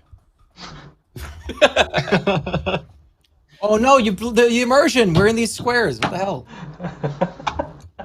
This is adorable. Thank you. I can't move this. We're stuck in the chairs. All right, Chad. Vote end BTS stream. Vote at BTS, please. We need to go home. Well, actually, wait before we end the stream. I gotta say this too. I'm gonna be live tomorrow. Like we're going back to kind of normal, so I'll be live tomorrow. I'm gonna play Hard Time, that like prison game where you're like in prison. It's M. Dickey, the wrestling game guy. I know that game. Yeah. Yeah, it looks like fucking. It looks insane. So I'll be back tomorrow. Well, I'll just check the sus. I want to make sure I got that out so people knew that I was coming back tomorrow. And we'll be back this weekend on probably Friday or Saturday. Probably starting No More Heroes 3. It's gonna be a fun one. Been waiting for that one. Can we plug everybody? I mean, everybody knows who these guys are. They're absolute lads. You guys want to do some plugs? Hey, you know me and Kip be doing our anything going on? Me and Kip be doing our thing. Twitch.tv/KipBoga. You know where you know where to find us at. Oh. Thanks for involving us. Thanks for inviting me. It was a blast. It was great working with all you guys. You two, Ludwig. Hey, and when you invited me to that sleepover the first night, and you had that like the little milk carton, the warmed milk for me. Yeah, you know, I do what I can, man. I do what I can. I was a little hurt when you said you wouldn't stay the night, but it is what it is. I'm lost on that one. I'm joking. I do have to say thank you for getting me a way nicer room than Jerma for no reason. People don't know about that, but they hooked me up. They hooked me up with the room, the ride in, the flight. I was making a joke the whole time. I was like, oh, hey, by the way, I'm in the presidential suite. I've got 3 bedrooms. I'm in the presidential. And I wasn't at all. I was just in a regular room. And then he was like, wait, that's the room I'm in. I'm like, what are you talking about? He's like, yeah, I'm in the fucking suite, dude. And I'm like, you got a suite and I didn't? And like, I actually talked to Jake. I thought you were making the joke. You made the joke every night. I thought you knew because we both had. You didn't have a suite at all. I went into your room. I was like, how do you live like this? I didn't think anybody had a suite, so I was like making the joke that like, oh, I get the suite, right? But I just didn't. But you did. I mean, Jerma called me. Jerma called me and said, Ludwig's coming. He's coming. Like you know, make arrangements. And I'm like, fuck, I don't know what that means. Like, what do I have to do? And so he's like, yeah, it's so ominous. First class limousine. We'll get him the presidential suite. Like whatever. Yeah. I had to live all the way, and I'm pretty sure Jerma had to ask like 3 wise men which direction the hotel was at. It was beautiful. I didn't say presidential suite. I just said, oh, it's like take care of him. You know, it's like I don't know. It's like he's a big guy. He's like an important guy. If it's not presidential, I don't show up. Make note. Oh, make arrangements for him. God. Make arrangements. But long story short, yeah, I did not have that suite and he did, and I was very surprised to hear about it. It was like the last night too, at the last possible minute. Yeah. Kraken, you got a plug? Yeah, you can catch me on Twitch at twitch.tv/Kraken. I'm actually currently on vacation after Dollhouse. I need a little bit of time off, so I'm deserved, I think. Yeah, I'm not going to be streaming that frequently for the next 2 weeks, but then when I get back, we're doing more interactive streams like Dollhouse. If you like stuff like that, we do that all the time on my show, as well as some other stuff. So, yeah. I'm going to plug Jerma985.com. Go buy some merch so I can pay my mortgage. You just tore down a perfectly good house. What do you... I'll see you guys tomorrow. I'll be live tomorrow. Bye. Thanks. Bye, Thanks, everybody. everyone. Thank you. Thanks, guys. Thanks. It was an unbelievable experience. Yeah. I'll cherish it forever. Thanks for your support, chat. It means a lot. Bye. Bye. Try it different this time. Clear in the set.